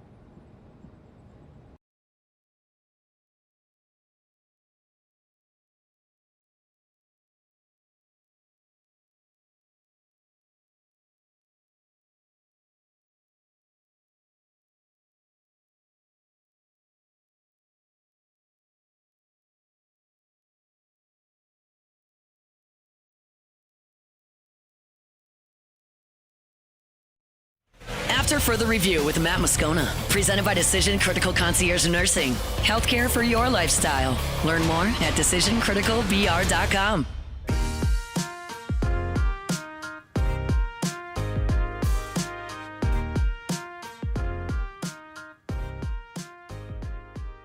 They're heavily into baseball. They have talented players. You know, they're one of 3 or 4 programs that when we're recruiting somebody, they're recruiting somebody. You know, so it's plenty of talent. You know, like they got 6 pitchers that are really good.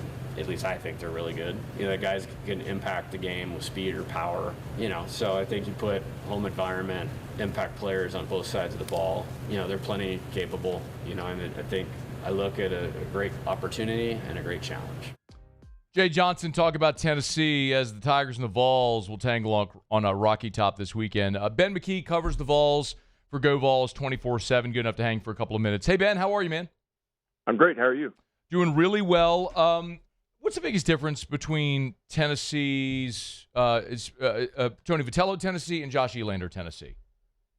I'd say the temperament so far. Tony Vitello, I mean, do I really have to describe his personality and his fiery energy that folks that aren't Tennessee fans hated with a passion? Josh Elander has a totally different personality, a much calmer presence and temperament, to the point to where, because of their inconsistencies to start the year, of course, fans are talking about the comparisons between the two and wishing that Josh would be a little more fiery at times. So I think that's a bit unfair to compare, just because of the success on the field, the inconsistencies. But that's the biggest difference is probably the personality in the dugout. They're much more stoic as a team, for better or for worse. I guess you can look at that two different ways. But Josh was always kind of the cool, the calm, and collected in the dugout, while surrounded by Frank Anderson and Quentin Eberhard and Tony Vitello and Ross Kivett, who is still here. But just a totally different personality, much calmer, you could say. What about on the field? What's the biggest difference between the teams? On the field, the fun, this is going to sound bad. I don't mean it as bad as it's going to sound. On the field, there's a bigger emphasis with the fundamentals. Tony and Frank Anderson, the pitching coach, Frank went with Tony to the Giants. There was an emphasis on winning the war at the plate instead of worrying about the battles on the bases, a.k.a. the base runner doesn't matter if you get the hitter out. And Josh Elander, being a former catcher, has emphasized not giving up the free 90s, as he calls it, up as easily as they have in the past. And in the past, Tennessee's combination of talent was able to overcome some of the walks and stolen bases and not holding runners as much as traditional baseball managers would prefer. So not that Frank and Tony neglected that area of the game, but there's been more of a focal point on that to prevent teams from trying to run on them as frequently as they used to. Let's talk a little bit about this weekend in particular. I saw earlier you had a story over at Echo Vols 24/7. Josh Elander is making a change to the starting rotation. So Landon Mack will go game 1 against LSU with Tegan Coons, game 2, then Evan Blanco. Makes sense of this. What are we to make of this change? It speaks to the inconsistencies of Tennessee's pitching staff. It seems like LSU from afar has been dealing with the same issues that Tennessee has, and that's inconsistency really in any area that you look on the field, whether it be defense, pitching, or offense. But Tennessee's pitching has been up and down. It has been better than the offense, but Tegan Coons had run into some struggles there to begin SEC play, and after that opening weekend of SEC play, Josh Elander was quick to make a change to his rotation, or I guess 2 weekends in, because he wasn't too thrilled with how quick Tegan was being to the plate and didn't feel like he was pitching with the conviction that he wants to see from a Friday night starter. So he made that move 2 weekends in, going into last weekend's series against Vanderbilt, and moved Brandon Arvidsson to a starting role. And Arvidsson pitched well. Tegan was better out of the bullpen than he was in a starting spot. But they view Arvidsson as arguably their most talented arm, and they've had some issues closing games out. You saw that with Vanderbilt's walk-off grand slam on Sunday. You saw that the opening weekend of SEC play with that catch the Georgia outfielder made to rob what looked like was going to be a home run that would have clinched the series for Tennessee. So with Tennessee having a hard time closing out games, they want to try and use Brandon Arvidsson twice a weekend, and also pair him with Bo Rudy, who has kind of been their closer. So they're moving him back to the bullpen so they can do that. And Landon Mack does get moved up a day. It's not really anything he did or didn't do, just kind of how it works out with Tegan moving to the bullpen last week, and they just kind of feel that's the most efficient way to go about doing things this weekend. But they feel like Tegan has made the necessary changes, and again, they just want to use Brandon Arvidsson, who they view as their top arm in the bullpen, twice a weekend instead of using him once on Fridays as they try and close out games better. Ben McKee's with us. He's on Twitter at BenMcKee14. You can get his stuff over at GoVols 24/7. It's interesting you mentioned the Vandy series. Obviously, there was the 3 walk-offs, as we've talked about a bunch here. You mentioned the final game of the Georgia series with the amazing catch there on the outfield wall. That's 4 games. I mean, so you just look at it, and this is a 3-win team right now in conference at 3-6, but they're they're a blink away from potentially being 7-2, right? It goes to show how unrelenting the SEC can be. Well, Ben, we've talked about LSU. They've blown 2 saves in league play, so LSU's 4-5. They could very easily be 6-3 right now. But even if they were 6-3, we can look and say this LSU team is still a flawed team. We've talked about it a ton. How do you view Tennessee if I ignore the record at 3-6? Because as we just said, realistically, in a blink, they could be 7-2 or anywhere in between. Where really are they as far as being a contender or what we expect with Tennessee? As far as being a contender for a national championship or getting back to Omaha, I would say that they're a decent bit off right now. I hesitate because they do, just like you all see every single year with LSU, the roster is still loaded with talent. It's just the roster isn't playing to its talent. It's not playing to its full potential. The position player side, it's younger than it has been in years past. So there's some context and reason there, not necessarily an excuse. And what you hope if you're Josh Elander is that by the time May rolls around, that young talent is clicking offensively and it heads into the postseason with a lot of confidence and ready to do some damage. So it wouldn't be the most surprising thing ever to see this team go to Omaha because of the amount of talent it has. But right now it is a ways off just because of the inconsistencies that I mentioned. It's not meeting expectations right now. It's not playing to its full potential, and it's because of a lot of self-inflicted wounds. They're just not able to get out of their way. And, again, if you're Josh Elander, you hope that's because of how young, at least on the offensive side, you hope that's the cause of it. They have been pretty decent on the pitching. They just had some games where it's just blown up in their face, and it makes it kind of feel worse than it actually is.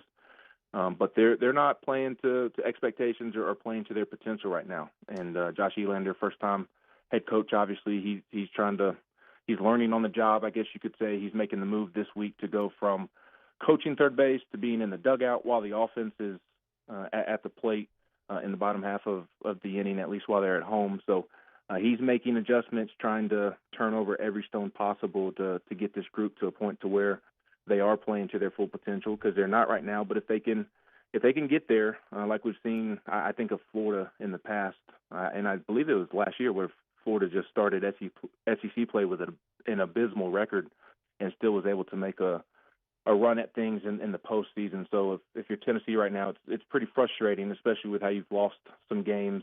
But can you just kind of stay afloat until you can figure some things out and then hopefully hit your stride as May and the postseason rolls around? Hey, Ben, for as much as we talked about the pitching just a bit ago and the change of the rotation, the thing that probably jumps out most to me is a 273 team batting average when we think about these Tennessee teams that have been so good offensively. How much truth and reality is into that 273 batting average? How much is this offense struggling? Yeah, I think it just kind of goes off what I was just talking about is that they just have a lot of young guys up and down the lineup, and they have a core of position players that are sophomores. And this group of sophomores, Manny Marin, Levi Clark, Jay Abernathy, Chris Newstrom, they just haven't played to their potential. And these are guys that were top 50, top 100 overall players in the country that I'm sure even LSU recruited, and Tennessee had to sweat things out with the MLB draft with in hopes that they get to campus. And they flashed as freshmen, and you thought that the lineup would center around them this season in a positive way, and it's centered around them this year. It just hasn't been positive. They just haven't played to their potential and played to their talent, and it's really holding the offense back. So the offense is a huge concern right now because guys are not playing to their ability. Henry Ford, the transfer from Virginia, has been their best overall hitter, and they've had a couple of other guys have pretty solid seasons, but not enough guys playing to their full potential and playing to the back of their baseball card. Blaine Brown comes over from Rice. He was one of the biggest pickups in the portal this year, especially for Tennessee, and he's had some moments, but has just struggled to be consistent. They've dealt with some injuries. They've got a lot of young guys, as I mentioned. They have Tyler Myatt, the JUCO All-American from last year, who's struggled to find consistency this year as well. So there's quite a bit of truth in that batting average. And again, the hope is that something clicks at some point to where they do tap in and play to their potential, because if that's the case, then nobody's going to want to play Tennessee in the postseason. But right now, they're not intimidating too many pitching staffs. Two talented teams with a lot of history that are fighting it a little bit right now as they meet up in Knoxville, LSU and Tennessee. Game 1 on Fridays. Ben McKee, Go Vols 24/7. We appreciate it, Ben. Thanks for the time, man. Thanks, guys. Have a great weekend. Yep, it's our pleasure. You do the very same. We're brought to you by South Point Volkswagen, southpointvw.com. New and certified pre-owned in Baton Rouge and online at southpointvw.com. Southpointvw.com. Check them out online. Remember, you can shop the inventory online. You can work out financing online at South Point Volkswagen. If it's on the lot, it's online at southpointvw.com. My goodness, you could search by year, make, model, body style, price, narrow it all down. There's 170 vehicles on the lot right now. It'll tell you that number right on the website. 170 vehicles. So no matter what you're looking for, they've got you covered. And you want to go check out their specials or the Volkswagen incentives. Literally, there's a tab right there on the homepage that says incentives, or it says specials. You hit specials, and then you'll see the drop down. They got the new specials, the incentives, Volkswagen specials. It's all right there, like $3,000 customer bonus or 2.9% APR for 60 months on a brand new Atlas. You can check it out at southpointvw.com. Southpointvw.com. South Point Volkswagen. What's your direction? All right, it's After Further Review. Y'all, we're glad you're hanging out with us here. Our Thursday shows are presented by Decision Critical Concierge Nursing. It's not just healthcare. It's healthcare for your lifestyle.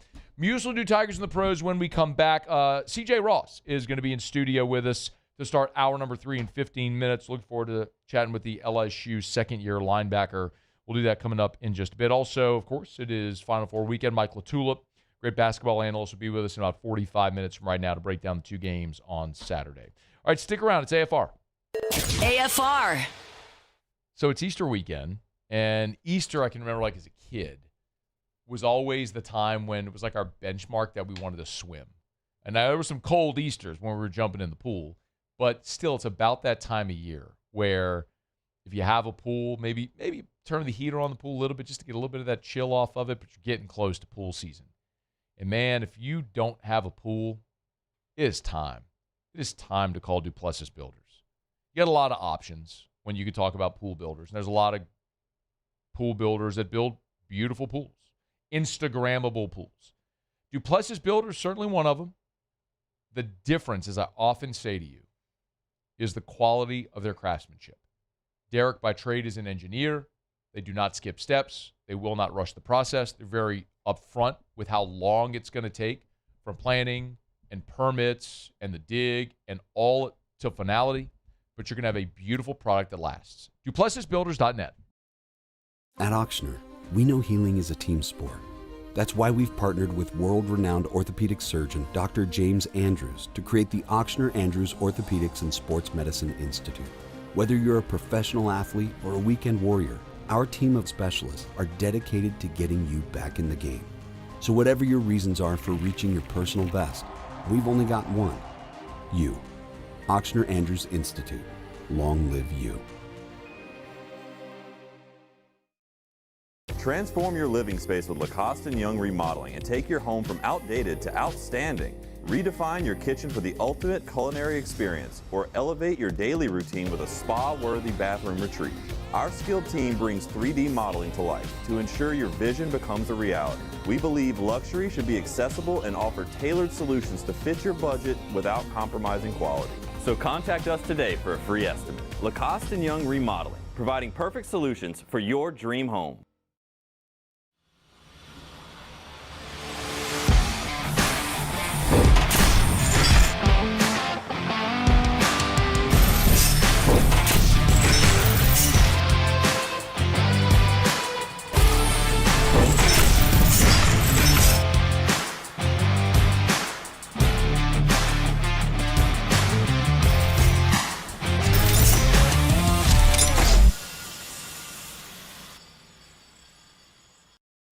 I'm Lawyer Locke Meredith. If you're battling an insurance company because of a wreck not your fault and they're not calling you back or being fair, whether you hire us at all, give us a call, 272-5555, or email Locke Meredith, Sean Fagan and Associates. You have nothing to lose. Hello, I'm Collins Meredith. If you've been injured on the job, you'll likely have a workers' compensation claim, but you may also have a tort claim which opens up significant recovery rights not normally available for a work injury. If this is you, call us or come see us at Locke Meredith, Sean Fagan and Associates. Most roofers just replace your shingles. At Pelican, we diagnose your roof, digging deep down to find the root cause of your roof symptoms. Now cough for me. Good. We don't ignore your roof's issues, we address them. Let's just take care of this right here. Helping your roof to become the best version of itself. Interesting that you would say that. How does that make you feel? So call Pelican Roofing for your free roof checkup today.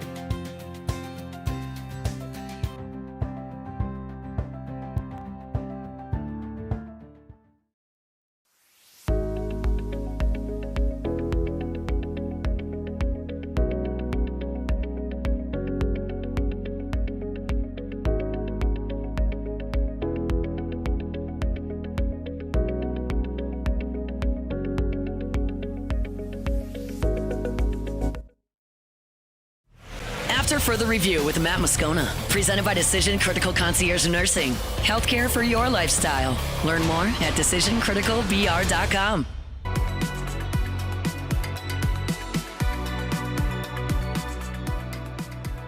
All right, wrapping up hour number one. LSU linebacker C.J. Ross will be in studio with us here right after the top of the hour. We'll probably ask him about DJ Lane Kiffin. Marler, up on the 104.5 ESPN Instagram account, has just posted today's practice playlist. If you're curious, when Lane's got the aux cord, what it sounds like, you can go check out that playlist every day on the 104.5 ESPN Instagram. Okay, Muso. Tigers in the pros. Tigers in the pros. They still bleed purple and gold. They're just really rich now. I don't know if it counts because he never played baseball here, but Connor Griffin was once signed here. It counts. It counts? Yeah. Well, now he's going to get a $140 million contract, and he's been called up to the Pittsburgh Pirates. Good decision, young man. Take the money, and best of luck. He'll play with Paul Skeens. Josh Smith yesterday. There we go. Went 0 for 2 in a pinch hit roll. Did not get the start. Turned in an 0 for 2. Here still young on the season. We'll see, how Smith continues to roll there. Cole Henry, a little bit of some tough luck here. His name is Henry, Cole Henry. Mixed with some of his own doing. He pitched a third of an inning yesterday for the Nationals. Gave up an unearned run and got the loss and a blown save. To his credit there, but run unearned, so he still has a sparkling 0.00 ERA. Said it's some of the bad luck, obviously with the error, but some of his own doing as well. They gave up 3 hits and a walk in a third of the inning that he pitched, and of course the Nats lost to the Phillies in that one.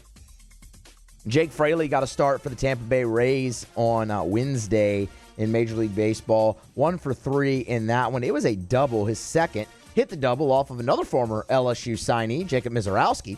Actually, so good swing there for Fraley. After the 3 at-bats was lifted for a pinch hitter late in the ballgame. But Fraley's off to a 3.08 start here on the young season. We are a week into this thing with Major League Baseball. Tari Eason, 24 minutes a night ago off the bench. Not his best shooting night. Just the 5 points. Did add 2 rebounds as well, so really not a very productive night. Normally Tari known there for the defense, but the Rockets did get the win. And then tonight in the NBA, Naz Reid and the Timberwolves. Should have stayed. It's the only former Tiger in action. They will visit the Detroit Pistons later tonight up there at Little Caesars Arena. That's Tigers in the Pros. Presented by Lee Michaels Fine Jewelry, lmfj.com, lmfj.com for Lee Michaels Fine Jewelry. Hey, look, Easter weekend is here. Gents, a lot of you might be thinking about popping the question. If you are, well, you know what to do. Go to the place that's helped Louisianians get engaged for 4 decades. Say it all the time at Lee Michaels. It's like Goldilocks. It's just right. The box stores are cookie cutters. The boutique jewelers tend to be overpriced with lesser selection. Lee Michaels, they have 9 stores, so they have the buying power of 9 stores. If they don't have what you want, they'll find it. If they can't find it, they'll make it. And you're always going to get the Lee Michaels experience. LMFJ.com. LMFJ.com for Lee Michaels Fine Jewelry. It's Lee Michaels Fine Jewelry. LMFJ.com. We met BJ Richard today over at the parish office. It was our $25K giveaway winner. So we gave him his cash. And BJ won Peanut. Thank you. That's what I was going to ask. What was his nickname? Peanut. Love that. He's got it tattooed on his arm. By the way. That's so good. By the way. Nut. That's Love him. I mean, you want to talk about an everydayer. Morning Scone, Locked on LSU, AFR, trifecta. He is there every day. Peanut is all in. P-Nut. That's so good. Love to see Peanut get the big win. And we asked Peanut. We're like, or I guess I don't know if it was Christina from our, whoever called him, or maybe it was Kayla from our office. Was like, well, do you want a check or do you actually want cash? Peanut wanted cash. Absolutely. I mean, stacks. So you'll give it to him in a briefcase? Well, no, just slide it on the table and open it and show it. That'd have been so good. I think it was hundreds. Oh man. Yeah, I'm pretty sure it was hundreds. Straight cash, homie. Randy Moss. So my point is, like, if it were ones, it could have filled a briefcase. Yeah. It wasn't ones. I think it was hundreds. But still, I mean, like in dodgeball when he gives him the $100,000 and it's just one stack of money in the briefcase. That would have been so good. You can invest it, Peter. Shut up, Peanut. So good. All right, it's after further review. A shout out to Peanut, Parish Construction and Roofing. We're thrilled to help. And Peanut was great. He said he's going to buy some stuff for himself. Said he's going to pay off a few things, and then also he's going to help out some family members who need a little help, which was great. So I loved it. It was great to meet him. Shout out to Peanut, BJ Richard, our $25K giveaway at Parish Construction and Roofing. All right, LSU linebacker CJ Ross. He's in studio next. AFR. Y'all, weekend is almost upon us. It's a holiday weekend. Get on by Supper Club this weekend. I know. Tomorrow's Good Friday, and a lot of people abstain from meat on Friday and Lent. I've been telling you this. It's actually a better excuse to get by Supper Club, because I know what I do all the time when I go to Supper Club. I always order steak, always. We'll go on a Friday and Lent. It's going to force you to order something other than steak. It's going to force you to try that Chilean sea bass I've been telling you about. It's going to force you to try that Ora King salmon. Or maybe you go and get the stone crabs or the Alaskan king crab legs. Or maybe you want lobster, or maybe those apps that are awesome, the tuna, the crudo. Y'all, they got so many amazing seafood dishes at Supper Club. It's the thing that I tell you all the time. Whatever you order, it's going to be the best of that thing you've ever had. It's Supper Club. SupperClubBTR.com. Hi, this is Beth Serena. Welcome to my pool.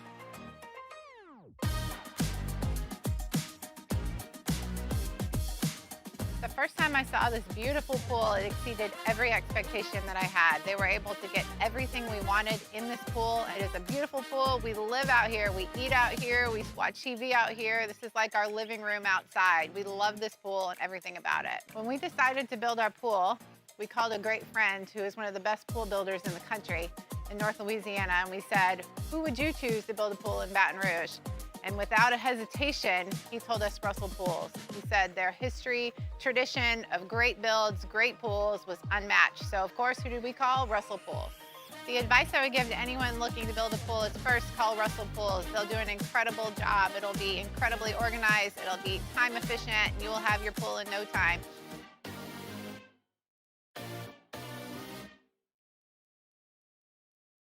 Transform your living space with Lacoste & Young Remodeling and take your home from outdated to outstanding. Redefine your kitchen for the ultimate culinary experience, or elevate your daily routine with a spa-worthy bathroom retreat. Our skilled team brings 3D modeling to life to ensure your vision becomes a reality. We believe luxury should be accessible and offer tailored solutions to fit your budget without compromising quality. So contact us today for a free estimate. Lacoste & Young Remodeling, providing perfect solutions for your dream home. At Bayou Automotive, we believe in a sales process that puts you first. We want you to experience an easy purchase with clear pricing and great service. Let Bayou Ford and Bayou Chrysler Dodge Jeep Ram be your trusted partners in finding your perfect vehicle. The crew at Bayou Automotive is going to do right by you. It's not easy to be a champion. It's built from every swing, pitch, and game all season long. In the grind, the focus, and in the recovery. FMOL Health, Our Lady of the Lake experts provide best-in-class care for our state's world-class athletes, because it takes a champion to care for champions. I trust the lake to keep me at my best. From championship athletes to everyday champions, trusted care starts here. Looking for cleaner energy?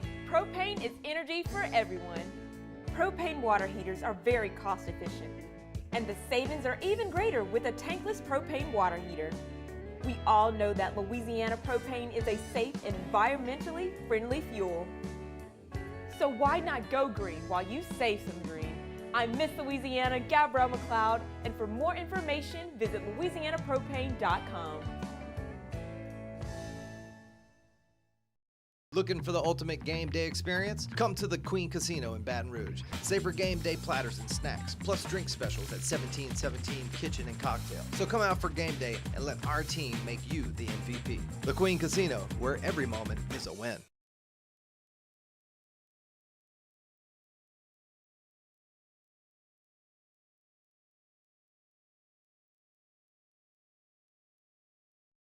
This is SportsCenter.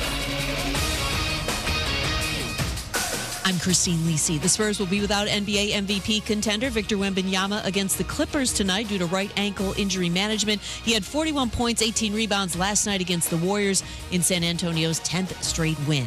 2 days after Raiders coach Clint Kubiak said his plan was to add another veteran quarterback, the team has done just that. Agreed to what's basically a one-year, fully guaranteed $20 million contract with Kirk Cousins. Vegas expected to draft Fernando Mendoza first overall later this month, and he'll greatly benefit having Cousins as a teammate, explains ESPN's Field Yates. His ability pre-snap to process and read. What am I looking at? What is it going to mean once I have the football in my hands? For Fernando Mendoza, who comes from an offense in Indiana that was not as complex as what Kirk Cousins has run in the past and will run with the Raiders this upcoming year, his ability to rub off on Fernando Mendoza in that way, to me, is invaluable. Michigan starting point guard Elliot Cadeau rejoined his teammates for the Final Four, was hospitalized yesterday after accidentally eating something he was allergic to. The Wolverines face Arizona on Saturday night. ESPN Radio is presented by Progressive Insurance. Progressive Commercial Insurance flexes to fit your business's needs. From quick repairs to adjustable coverages and even payment options, Progressive Commercial makes it easy to get what you need. Quote today in as little as 8 minutes at progressivecommercial.com. Matt Moscona. I'm very important. After further review. Say one more time. After further review with Matt Moscona. And here we go. Live from the Raising Cane studio. Let's ride!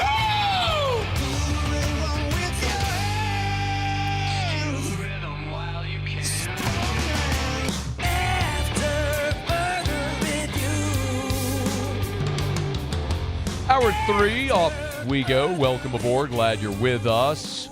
It's AFR, presented by Decision Critical, Concierge Nursing. I'm Matt. Hey, Will. Hey, bud. Paul O'Neill. They're chanting Paul O'Neill's name. Muso. And Mr. Toby Tomplay.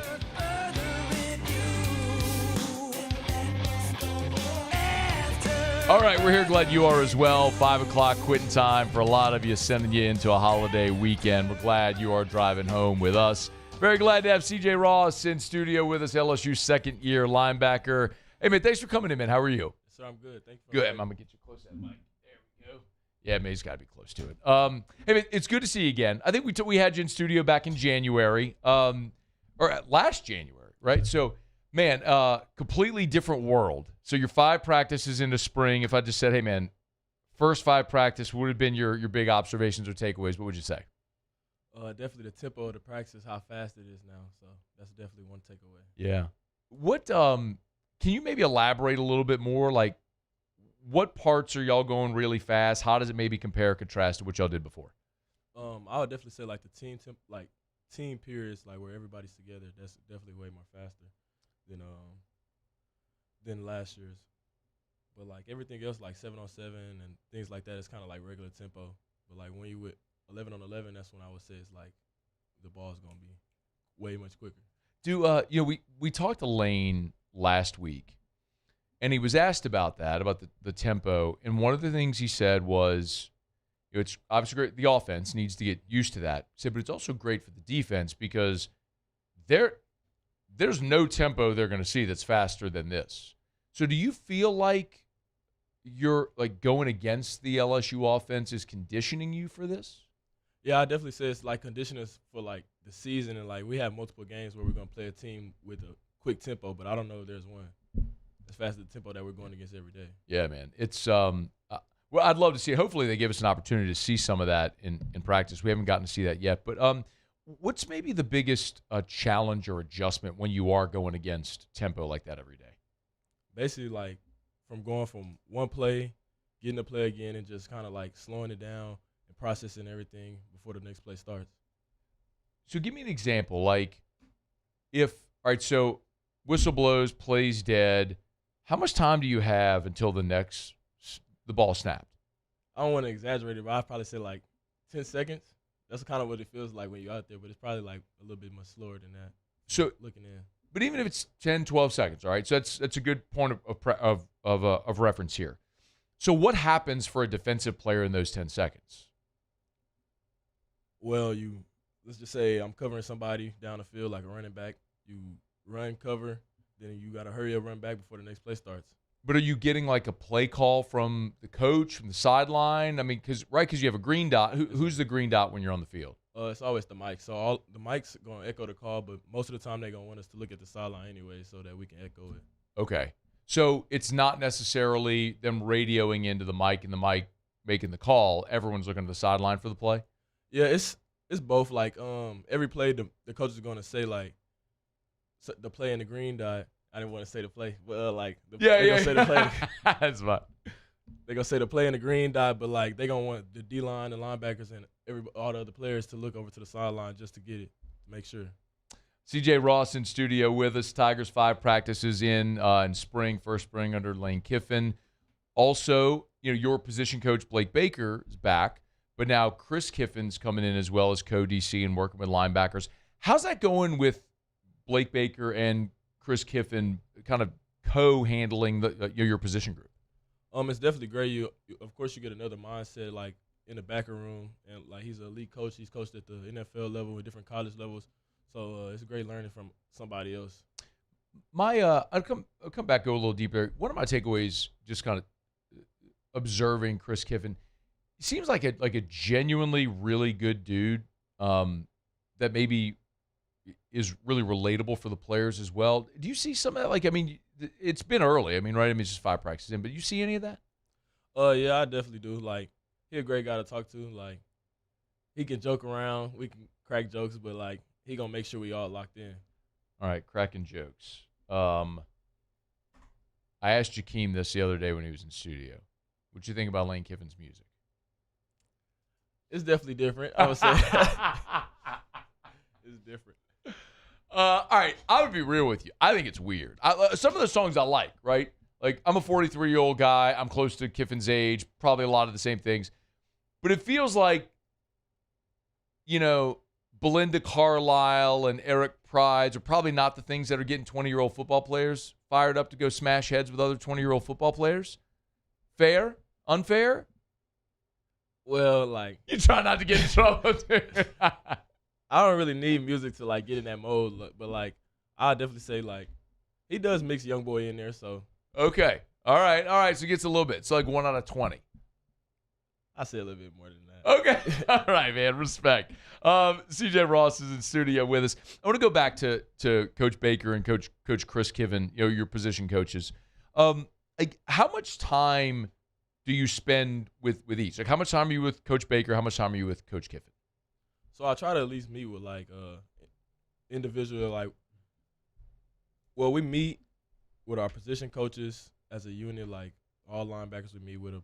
And then, like, if you want extra work, then you could just, hey, like, Coach, can we meet? And then I'll probably text each one of my coaches that, like, probably 2 times a day. So when you meet with your position coach, are you meeting with Coach Kiffin or Coach Baker? Coach Kiffin.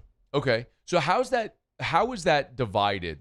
Because today, I was telling you this off air, and for our audience who missed the practice report earlier, I spent a lot of time watching the defense. It was interesting because it's sometimes it looks like they're splitting the linebacker room. Sometimes, like one period I was watching today, all of the linebackers were there, and Coach Kiffin and Coach Baker were working with them. So how are y'all breaking up the practice with the coaches respectively? They both coach us equally, but we definitely do break it, like separate it, just in case like the mics need a certain a certain work that the wheels don't get. That will how would I word this? Like, so say if the wheels need to be able to cover somebody man on man, like the mics most likely not doing that from the middle of the box. So the Wills would go with Blake Baker? It depends. Okay. They just flip-flop sometimes. Okay. So Coach Kiffin and Coach Baker are both coaching mics and Wills? Yeah, I'll say that. Okay. So, and you're working mostly as a mic, right? No, I'm at Will. Okay, you're at Will. So who else is working with you as weak side backers? Wit, and then we always mix it up. So sometimes I might go to a different position and somebody else come in. Yeah. It also I know Coach Baker is also coaching the star linebackers as well, and some of those guys, like when I'm looking at those position groups, like some of them are safeties and some of them are linebackers. And that's actually kind of been how it's gone the last 2 years, right? I mean, Perk was a linebacker. The year before that, you weren't here yet, but was Major Burns, who was a safety. Like, if I asked you if you were to describe that star linebacker position, how would you describe what that role is? I'd definitely say somebody that's, of course, can cover elite and blitz and come in the box and fit the run. Yeah.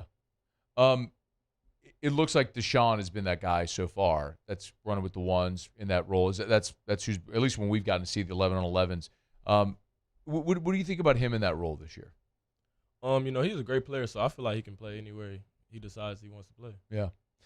CJ Ross in studio with us. Let me knock out a quick break. Come back. We'll talk to you a little bit more about the rest of the defense, maybe some of your observations as well from some of the offensive guys. So we'll do that as we continue. We're glad to have you hanging out with us here. It's a Thursday edition of AFR. We're presented by Decision Critical Concierge Nursing. It's not just healthcare. It's healthcare for your lifestyle. DecisionCriticalBR.com. Stick around.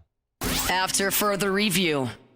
I tell you about Darren James. I do often highlight the fact that Darren sells more homes than anyone. But I think maybe the most important part to highlight is why Darren is able to sell more homes than anyone. Because when you work with Darren James, it's like the Ritz-Carlton. It's like that level of attention when it comes to real estate. Darren wants you to feel the difference in how he communicates, how he markets your property. He's not just the best realtor in Louisiana. Darren James, number 13 in the United States of America when you're talking about the transaction side. There's nobody that gets to a closing table more, and it's because of the level of service he provides his clients, which gets results. 335-7666, 335-7666, or agent225.com. Think real estate, think Darren James. At Bayou Automotive, we believe in a sales process that puts you first. We want you to experience an easy purchase with clear pricing and great service. Let Bayou Ford and Bayou Chrysler Dodge Jeep Ram be your trusted partners in finding your perfect vehicle. The crew at Bayou Automotive is going to do right by you.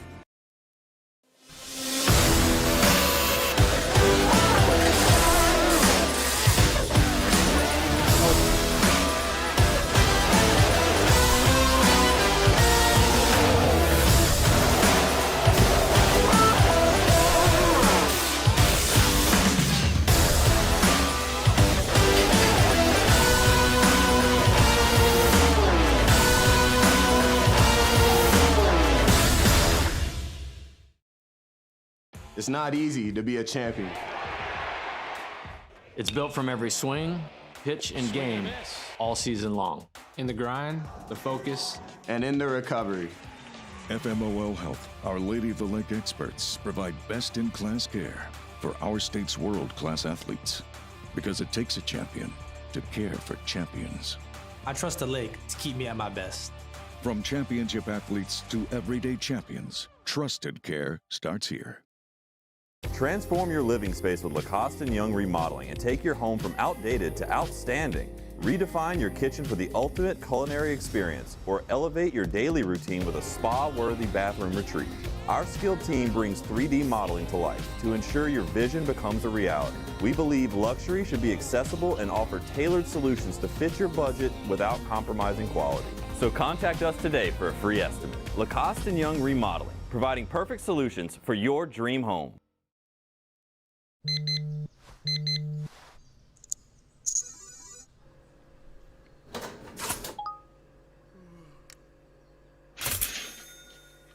Sometimes you ignore the signs, even when they're right in front of you. Problem gambling isn't always easy to spot. Know the signs, set your limit. Learn more about healthy gambling habits by visiting us online or text or call for free, confidential help now. Hi, I'm Mitchell Meredith with Locke Meredith Sean Fagan and Associates. We take great pride in educating our clients about their rights. Whether you're injured at work or while you drive, call our office at 272-5555. Knowledge is power, and you should know your rights after an injury. Hi, I'm Sean Fagan of Locke Meredith Sean Fagan and Associates. When insurance companies have been unfair, we've never been afraid to go to trial. Fighting hard to protect your rights, we never settle a case out of convenience. We only settle when it's right for you. Whether you hire us at all, give us a call. Looking for the ultimate game day experience? Come to the Queen Casino in Baton Rouge. Wall-to-wall TVs mean you'll see every touchdown in HD. Place your bets and feel the thrill of every play.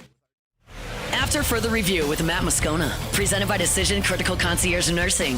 Healthcare for your lifestyle. Learn more at decisioncriticalbr.com.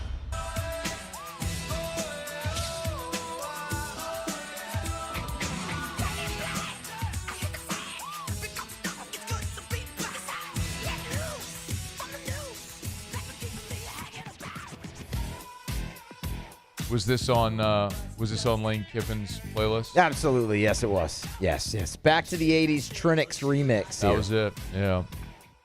I got my Shazam out at practice every day. Like every time a song comes on, I hit Shazam, see what we're out there listening to. This will make you want to go run 110s? Nah.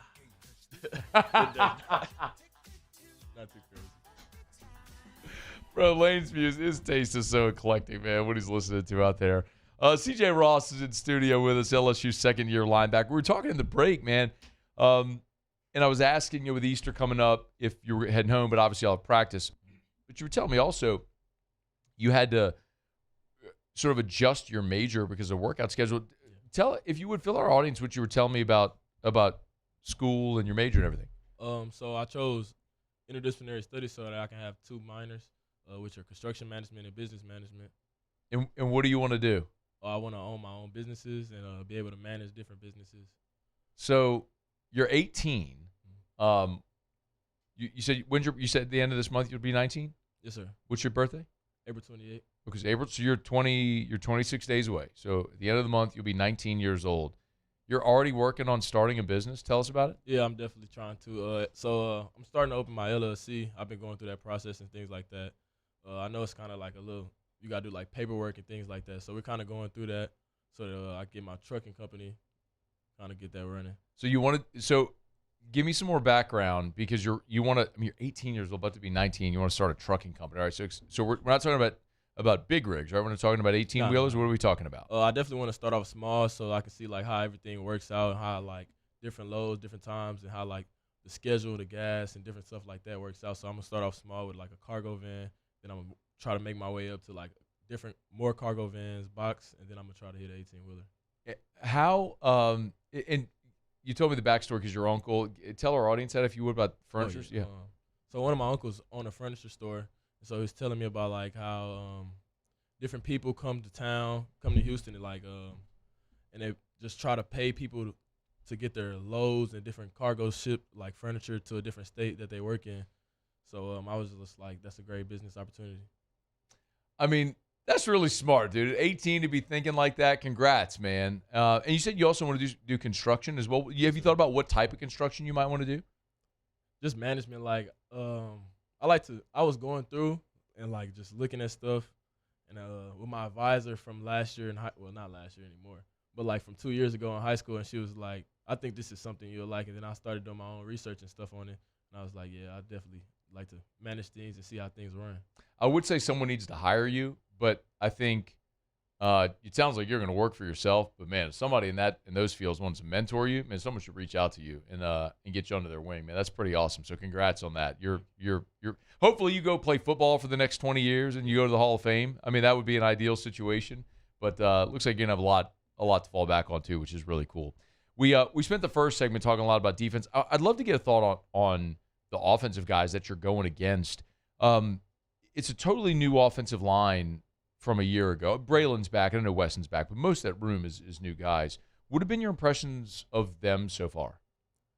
On like just the O-line? Yeah, the O-line. The O-line, they definitely coming up off the ball, so like you got to play slow as a backer. Like when you just got to know your personnel pretty much. So if they coming off the ball fast, then like I just got to play lateral and be able to move my feet. Has anybody caught your eye so far?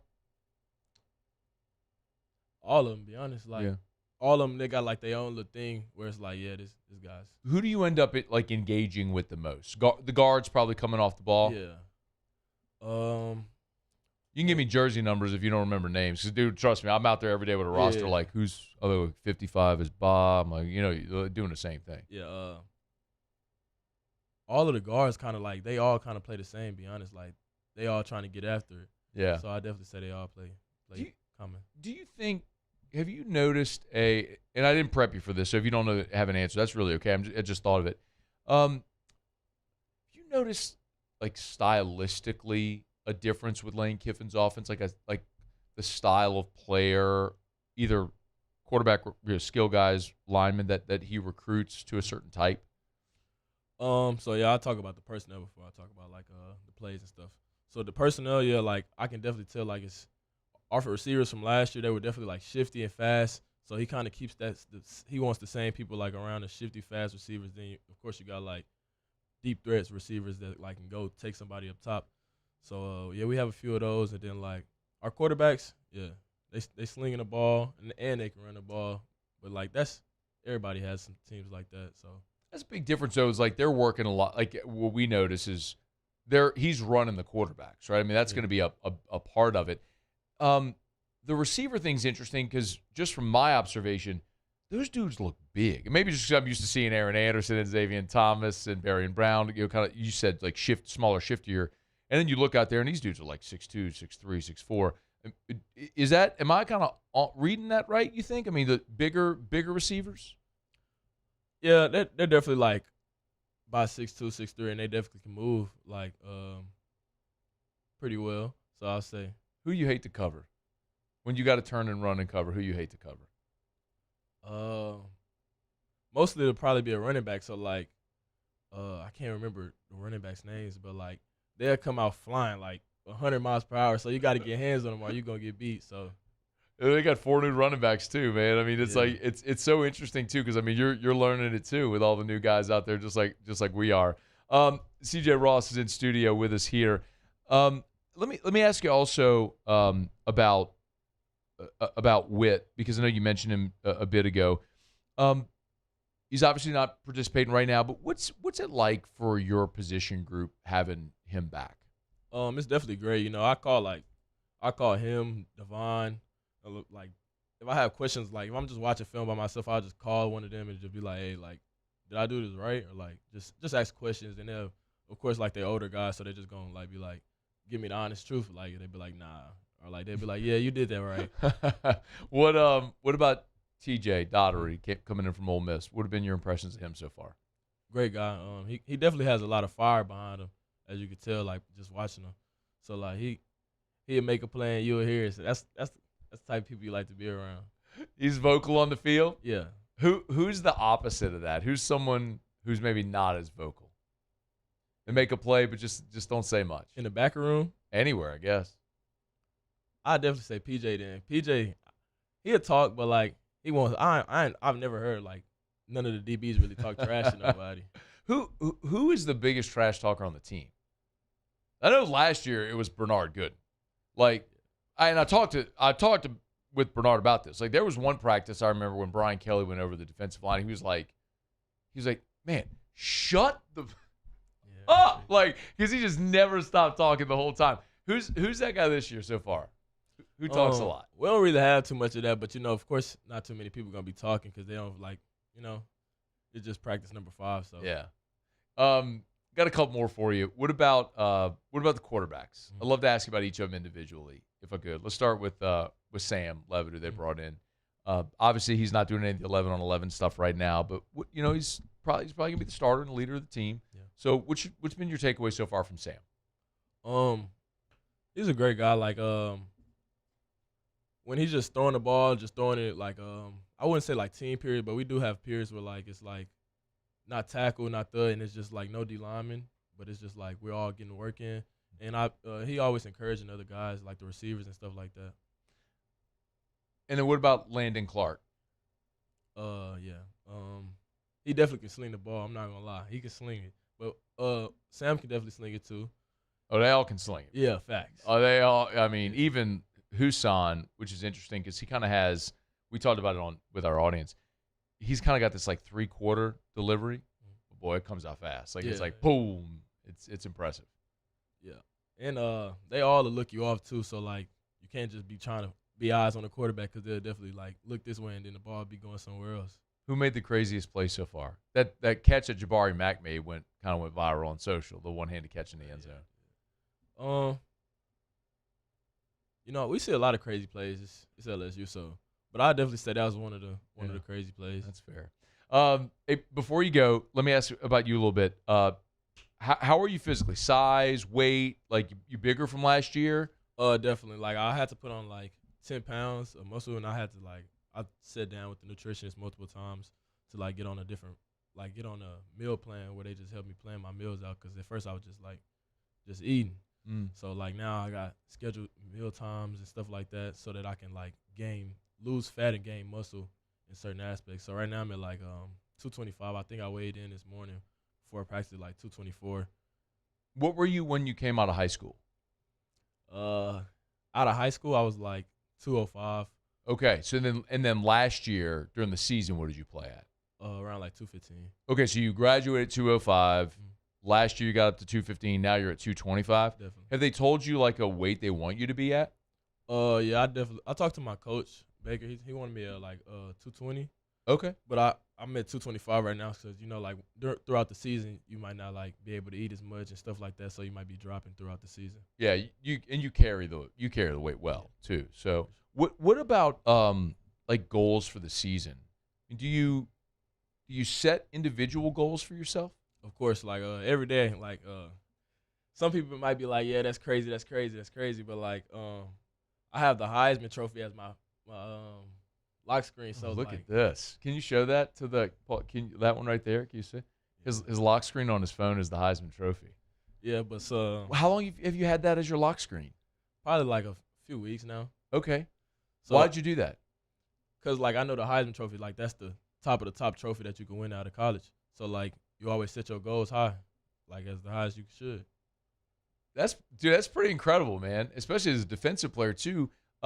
So I mean, when you think about, do you set goals like number of tackles or sacks or anything like that? Like do you write down goals like that? I tried to like in high school and stuff like that, but I've always felt like if I say like, yeah, I'm gonna get this many, then I don't think it's gonna end up going that way. So I just go out there and just play my hardest, try to cause havoc. Yeah. So tell me, man, with 10 more practices in spring, if I said, okay, what would you like the conversation to be about C.J. Ross at the end of spring practice? What would you say you want it to be 10 more practices from now? The conversation I want somebody to say is like, yeah, he's a havoc player. Like he's gonna make havoc plays, like PBUs, sacks, like just all of them in one. Yeah, man, you're on your way, dude. I'm excited for you to hear everything you got going. Not only on the field, but obviously in your personal life with the birthday coming up and maybe a new business starting as well. Got a lot of irons in the fire, man. It's really impressive. We appreciate you for coming in and for taking some time to chat with us, man. Sir, thank you for having me. Of course, it's our pleasure. LSU linebacker C.J. Ross hanging out in studio with us here on this Thursday edition of AFR. I do want to remind you about Parish Restoration. ParishRestoration.com. Tell you all the time. Kill mold, remove odor. They'll come in, spray their patented non-toxic dry fog treatment. If you've never checked it out, you need to. Get to the website, ParishRestoration.com. If you have mold or think you might, if it's odor from smoke or sweat or pet odor, they can knock that out for you.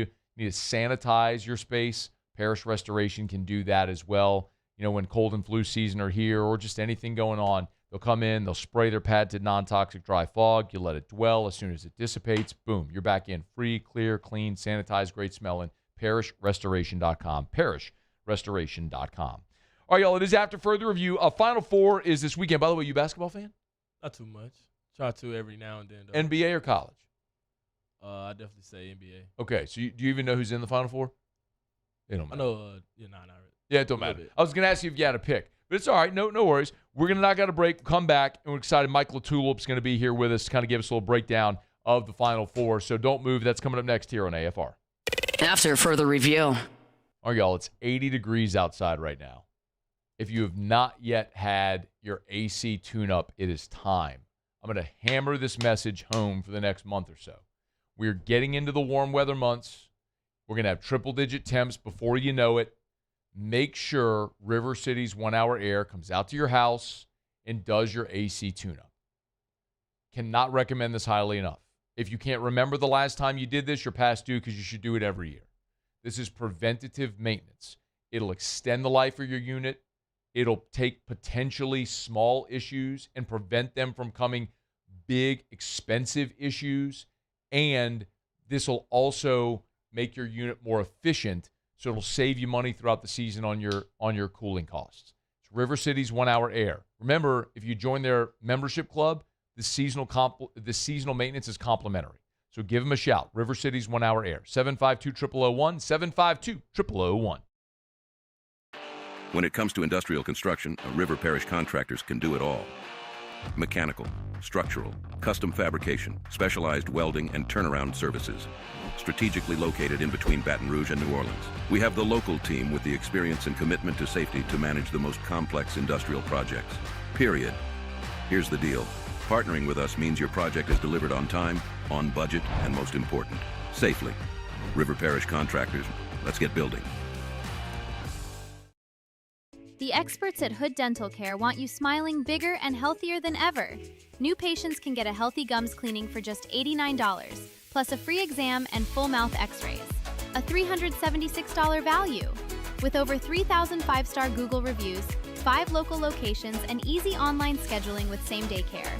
Hood Dental makes it simple to get started. And we always have other great giveaways for new patients. Check out hooddentalcare.com and schedule your appointment today.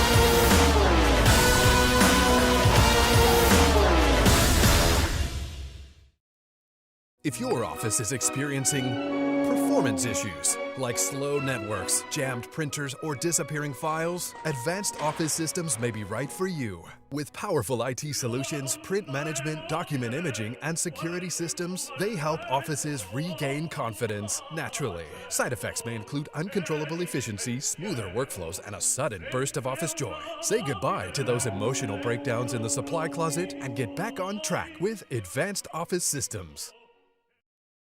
It's not easy to be a champion. It's built from every swing, pitch, and game all season long. In the grind, the focus, and in the recovery. FMOL Health, Our Lady of the Lake experts provide best-in-class care for our state's world-class athletes. Because it takes a champion to care for champions. I trust the lake to keep me at my best. From championship athletes to everyday champions, trusted care starts here. Gulf Coast Bank and Trust is giving our customers the power to bank anywhere, anytime during this challenging event. And we're right there with you. Our mobile banking app is a smart way to manage your money and time. Gulf Coast Bank and Trust, the bank that cares about you. When it comes to choosing energy for your family and your home, make the smart choice with natural gas. You can count on efficient and affordable natural gas to keep you comfortable and After further review with Matt Moscona, presented by Decision Critical Concierge Nursing. Healthcare for your lifestyle. Learn more at decisioncriticalbr.com. Bring the action. When you have this in the club, you gotta turn it up. You gotta turn it up. You gotta turn it up. When we up in the club, all eyes on us. All eyes on us. All eyes on us. You know, I saw a little bit of a practice. You can just tell that they're focused. And I mean, just by seeing how ready they are. I mean, just like I said, I think they've been the best team in college basketball all season. So I mean, it's something that, you know, I think they were expecting. But like I said, it's been a long time, so I think they're just going to hold it down until it happens. It's Mike Bibby on Amber and Ian. Do you think Mike Bibby is a fan of Will.i.am? I'm going to say no. Probably not. No. I need a little more. I don't think that's his vibe. I mean, I'm going to disagree with you. Okay.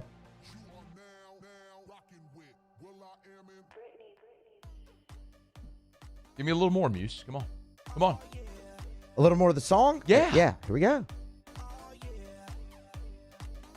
Will.i.am and Britney Spears. I mean, great combo, yeah. I think Mike Bibby and I are the same age. Could be. So I'm saying I think this is probably... Don't let it go. I'm gonna get to Mike. I know. We're going to go. Mike Bibby's 47, so he's older than me. He was at Arizona in 97, right? Sounds right. Bring on Mike LaTulip. Mike, are you a Will.i.am and Britney fan here? Literally, that song was literally my freshman year of college. So you're in. You're in, yeah? I'm in. See? Yeah, very much so. So this, believe it or not, you got to go a little louder because I know nobody in their car can hear it. This is part of Lane Kiffin's practice playlist out at spring drills. What do you think of that? I don't hate that at all. I actually love that. Now that you say it, yeah, I'm in. Right, I like that for Lane. But here's the counter argument to it, Mike. It's 20-year-old football players. Like, I love it. I'm a 43-year-old guy. They don't know. I don't think they're really vibing to it, you know? But that's the thing. I mean, I had teammates in college where, like, a vibe is a vibe, and I think for Lane Kiffin too, sometimes you gotta pump yourself up to run the squad. What if I told you he also played a techno version of Love Story by Taylor Swift? See, I also think there's some undercover Swifties out there too. I'm kind of picking up what Lane's putting down. I feel like you and me and Lane are the same demographic, which is why you're picking up what he's putting down, and you're not putting yourself in the mindset of a 20-year-old college football player. He also had a Eric Pride's Call on Me.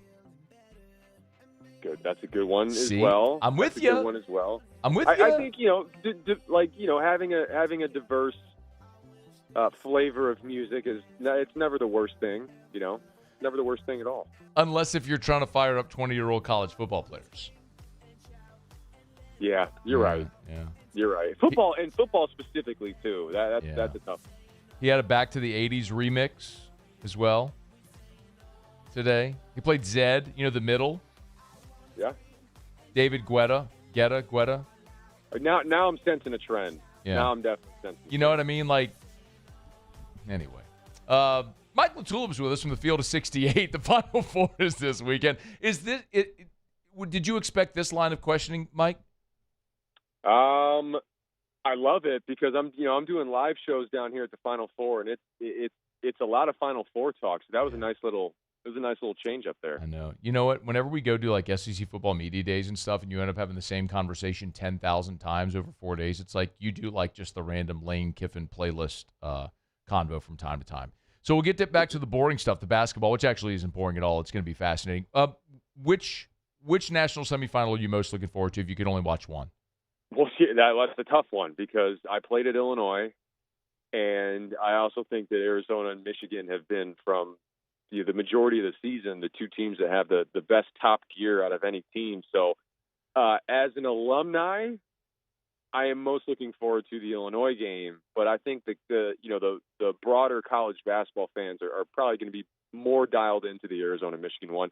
And, in a way, rightfully so. Those two teams, I'm not going as far to say, hey, that's the national championship. I don't really buy into that talk, but that's a heck of a semifinal game. Why are you not buying into the convo about Michigan-Zona being the national championship? I do think either of them can win the national championship. I just think that when you get into that national championship game, you're playing one of two teams. It's either a team that's going for their third title in 4 years, or it's a team in Illinois who is absolutely not going to be favored in that game. that has the skill offensively and an improved defense to make that game a game. And Illinois wants to play a lower possession game, which is what has beaten Michigan this year. Their Duke and Purdue losses were their two lowest possession games of the year. And same goes for UConn too. I mean, if UConn, and same thing with Arizona. I mean, they want to play higher possession games. These are two teams in UConn and Illinois that want to play lower possession. So it's kind of a push and pull there.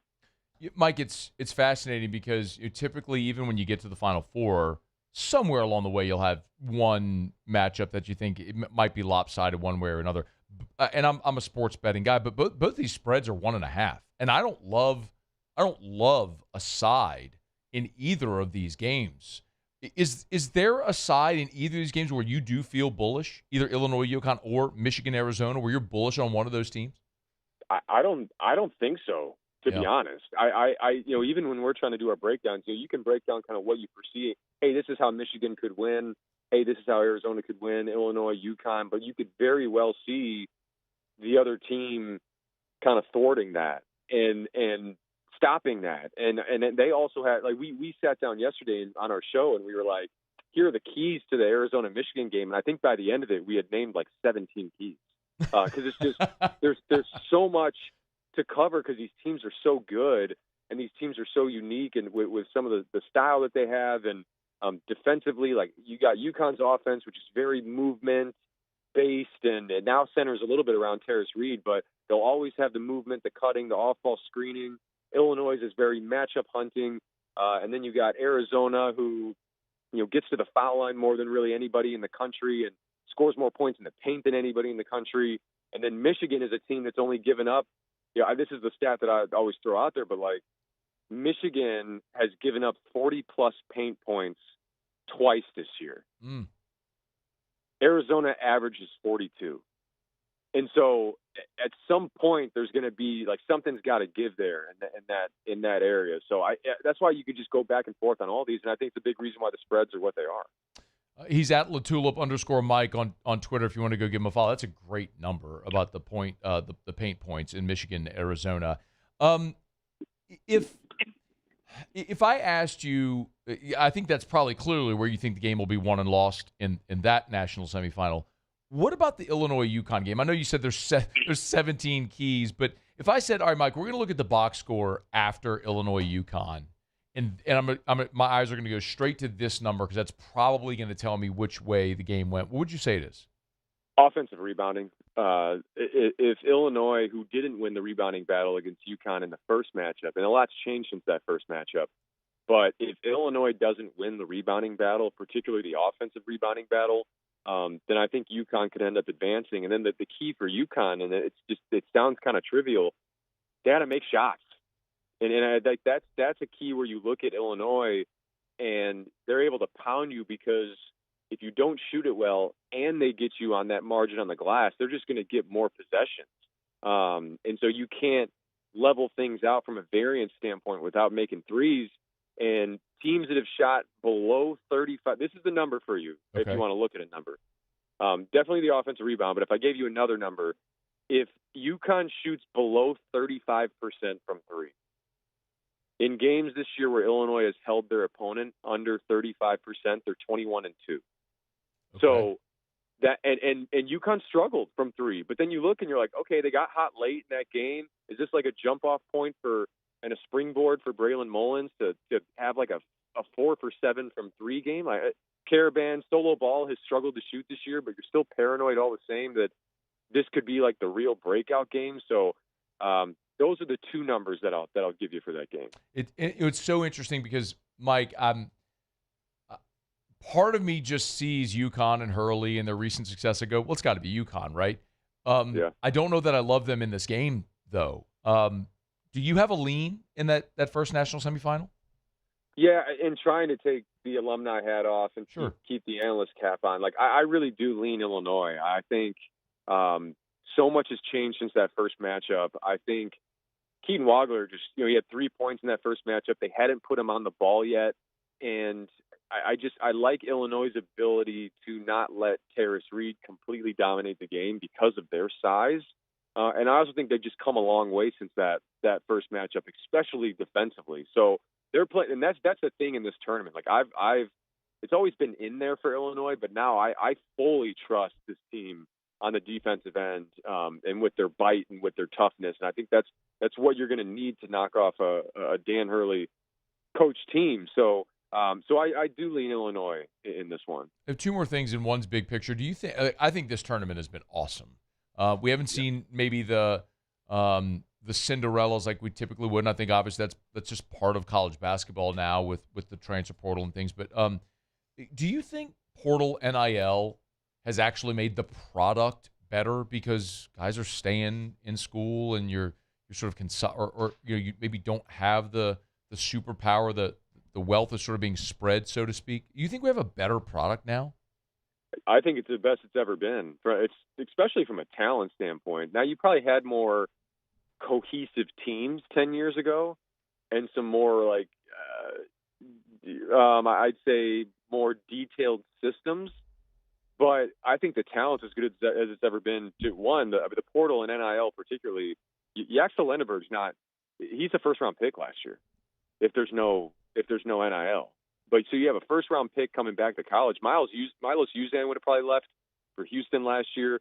Tahad Pettiford might have left from Auburn. But then the international flavor too. I mean, that's on display in this Final Four with Arizona and Illinois kind of leading the charge there. So that's what stuck out to me the most, and I think it has made for such a great product because you have, I think, from a talent standpoint, this is truly the best college basketball's ever been. It's hard to argue. I mean, maybe in an era that I'm not familiar with 40, 50 years ago, maybe there's an argument to be made, but I tend to agree. And lastly, which coach in the Final Four do you think is most likely to have a playlist that mirrors Lane Kiffin's? Gosh, I feel like sneaky Dusty May. Okay. And I think the reason for that is, and I think Tommy Lloyd might have this too, but Dusty has the college-age kids. I guess so does Dan. I mean, Brett Underwood does as well. Tommy Lloyd. I don't know. I mean, all four of them I think is on the table. All four of them I think would be, let's put it this way. I think all four of them wouldn't turn it off. Let's just say that. Okay. Maybe you could ask them. You can have my question if you want. You get an opportunity, a little one-on-one. If you go to our station's Instagram, we're running the Lane's playlist every day. You can maybe just swipe left, and then you can see the whole playlist. Run it by them, see what they think. Maybe just throwing it out there. That's a great idea. All right, I'm into that. We're just here to help. Mike LaTulip, field of 68. Y'all give him a follow at LaTulip_Mike. Enjoy the ball this weekend, man. We appreciate the time. Thank you. I appreciate it, guys. Yep, it's our pleasure. We're brought to you by Evermore, EVAMOR, evermore.com. Grab you some. Weekends upon us. Stay hydrated. If you're going to be at a crawfish boil, maybe having a few cold pops, you should. Eating that crawfish, you should. Make sure you stay hydrated. Drink Evermore, especially as the weather starts to get warmer. Sweating, you got to make sure that you stay hydrated in these hot Louisiana spring and summer days. EVAMOR, delicious natural artesian water, healthier alternative, and a Louisiana product. So don't buy that water from Texas or from another country. Buy water from Louisiana. EVAMOR, evermore.com, evermore.com. All right, y'all, been a great show. Our final show here of the week will be off tomorrow for Good Friday. You missed anything, AFR On Demand presented by Brett Goff. Always love telling you about Decision Critical Concierge Nursing. Big thanks to Blasia and her team, our great partners here for our Thursday shows all throughout the year. It's not just healthcare. It's healthcare for your lifestyle. DecisionCriticalBR.com. We'll knock out a quick break, wrap up. Jimmy will be here for Otterlocks. Get some picks. I hope we get some picks on the Final Four. We'll do that next. AFR. AFR.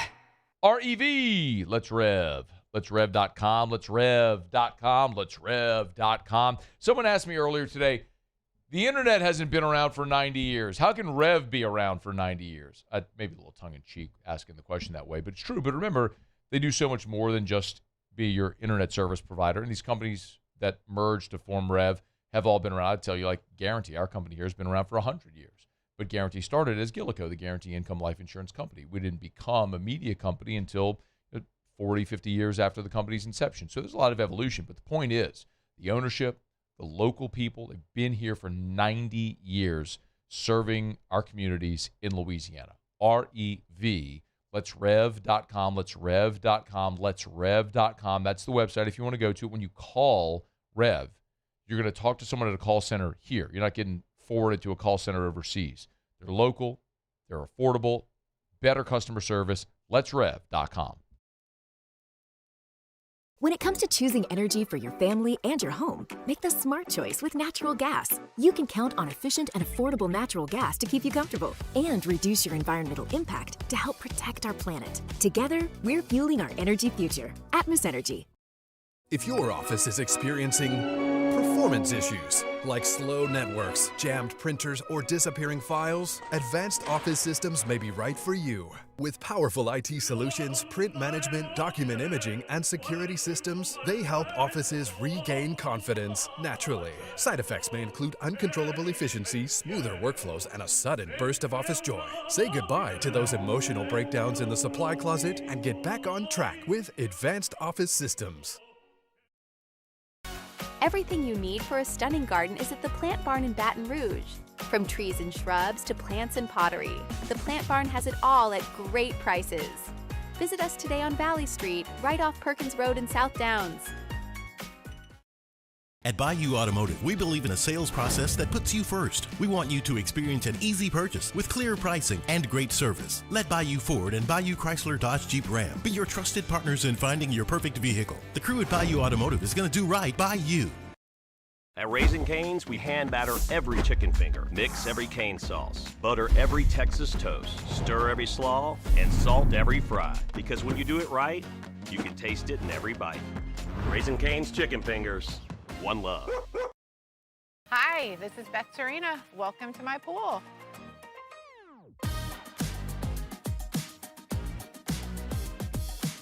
The first time I saw this beautiful pool, it exceeded every expectation that I had. They were able to get everything we wanted in this pool. It is a beautiful pool. We live out here. We eat out here. We watch TV out here. This is like our living room outside. We love this pool and everything. Remember, River Parish Contractors, looking for work. They want to talk to you. And maybe you're currently working for an industrial contractor. But the differentiator with River Parish Contractors is they're here and they're going to keep you busy.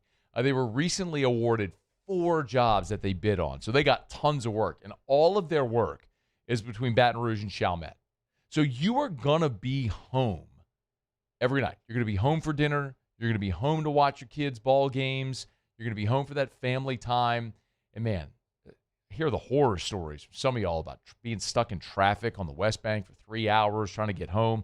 You're not going to worry about that because they have work on both sides of the river wherever you live, work, play. You want to call River Parish Contractors, rpcontractors.com. It's not a deal where they're going to employ you for 2 weeks and they got to let you go. rpcontractors.com. They got great benefits as well. Apply now online at rpcontractors.com. After further review with Matt Moscona, presented by Decision Critical Concierge Nursing. Healthcare for your lifestyle. Learn more at decisioncriticalbr.com. Down the stretch we come, final segment here on this Thursday edition of AFR, presented by Decision Critical Concierge Nursing. One thing left to do, find out what we're betting on tonight. Time for Otterlocks. Otterlocks. All right, time to win some money. Presented by Total Maintenance AC Repair. Same-day service means you will never sleep hot. 480-1000. We are Total Maintenance. I think it's safe to say that I won the bet. Yo, Otter, what up? Hey, you ready? Let's get a little fun, little Holy Thursday moneyline parlay. You ready? Let's go. Let's start out with that. I'm In here addition to, all right, New Mexico moneyline minus 162 right now at DraftKings. Okay. Auburn moneyline minus 345. So we're going to try and middle that one at Illinois State. Okay. OKC in the money line in the NBA. What was the first one? Sorry. New Mexico. All right, New Mexico. They're in the Crown. Yep. They're in the Crown. New Mexico, Auburn, Illinois State, OKC. Right. And the Braves minus 112. I am here for all of this. Yes. Yes. Nobody panic. It's okay. What are we doing? I love it so much. All right, what else? And the Giants, Tony V, plus 104. That pays plus 910. Let's go. Let's go. God bless America. Let's go. Plus 910. All right, that's a 1, 2, 3. That's a 6-leg money line. No big deal. No, it's 6. Get your boost. New Mexico, Auburn, Illinois State, OKC, Atlanta, and the Giants. That's 6. Right. My bad. I'm here for it. Let's go. Okay. All right. What's that pen? My app is not loading right now, but if I can get it to load. Oh, I mean, that's a good sign. They're afraid. They're afraid. All right, here we go. So, all right, go to the rest of the picks, and I'll punch this thing out. I'll tell you what it pays. Okay, Colucci pick. Give me my horn. Colucci! Yes, indeed. Let's go to the Colucci pick in the NHL. The Montreal Canadiens money line. The Ottawa Senators money line, and the Vegas Golden Knights minus the puck line minus 1.5. Montreal, Ottawa, Vegas puck line. We got Stanford plus 1.5 in the NIT. In the Crown, and we got Illinois State plus 7.5. I know we have Auburn money line. Things go fall 1, 2, 3, 4, 5, 6, 7. So it's going to fall right in the middle. Okay, so Auburn's playing Illinois State, so I got that wrong. So on the money line parlay, we're taking Auburn, right? Correct. Auburn money line, Illinois State point. Okay, all right, got it. So it's New Mexico, Auburn, OKC, the Braves, and the San Francisco Giants is the 5-teamer on the money line parlay. Got it. And then all the other stuff. And it's all up right now at LouisianaSports.net if you want to get it there. Y'all are off tomorrow, yeah? No, we're working, man. Don't underestimate the work ethic of Live at Lunch. Come on. We're at Rafino. AFR. Somebody's got to gamble. All right, we're getting on down the road. We remind you about Our Lady of the Lake, championship health partner of LSU Athletics. OLOLRMC.com/LSU. Our Lady of the Lake and LSU, together we roar. I love our partnership with Our Lady of the Lake. The Our Lady of the Lake Foundation has a great event coming up soon, a London Calling at early May. We'll start telling you more about that as well. But great people and a great resource in our communities. I've told you personally about the level of care that I rely on with Our Lady of the Lake. My own personal physician, Dr. Kurt Chastain, with Our Lady of the Lake Men's Health Group. Drew, last week we were at Our Lady of the Lake Children's Hospital. Dr. Shaw is Drew's neurologist, who we go see. We're there for his 6-month checkup. If it's heart, cancer, stroke, pediatrics, whatever specialty, you can trust the lake. Our Lady of the Lake and LSU. Together, we roar.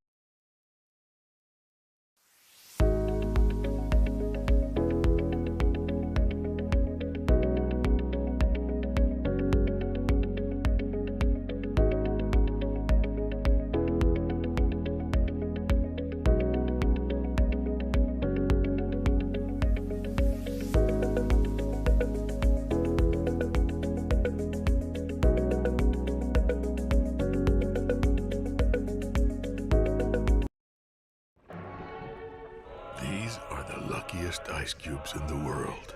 They could have been a thankless bed for an all-you-can-eat salad bar, but instead, they've been called upon to cradle and cool a crisp, refreshing Dos Equis. Looks like the lucky just got luckier. Dos Equis. Lockmair to Sean Fagan and Associates has won for our clients over $175 million over the decades, but our greatest success is our clients who have chosen and trusted us to help them. Whether you hire us at all, give us a call. You've got nothing to lose. Hi, I'm Sean Fagan. If you get injured, you could be staring at medical bills, repair costs, and lost income. Life can be turned upside down. At Lockmair to Sean Fagan and Associates, we'll work to turn your world right side up. Hire us, and like thousands of our clients, you'll be glad you did. Men, age is just a number. Don't let it dictate how you feel. Goodwood Men's Sexual Wellness has anti-aging services that can help you look and feel your best. Visit yourgoodwood.com and discover a renewed sense of vitality.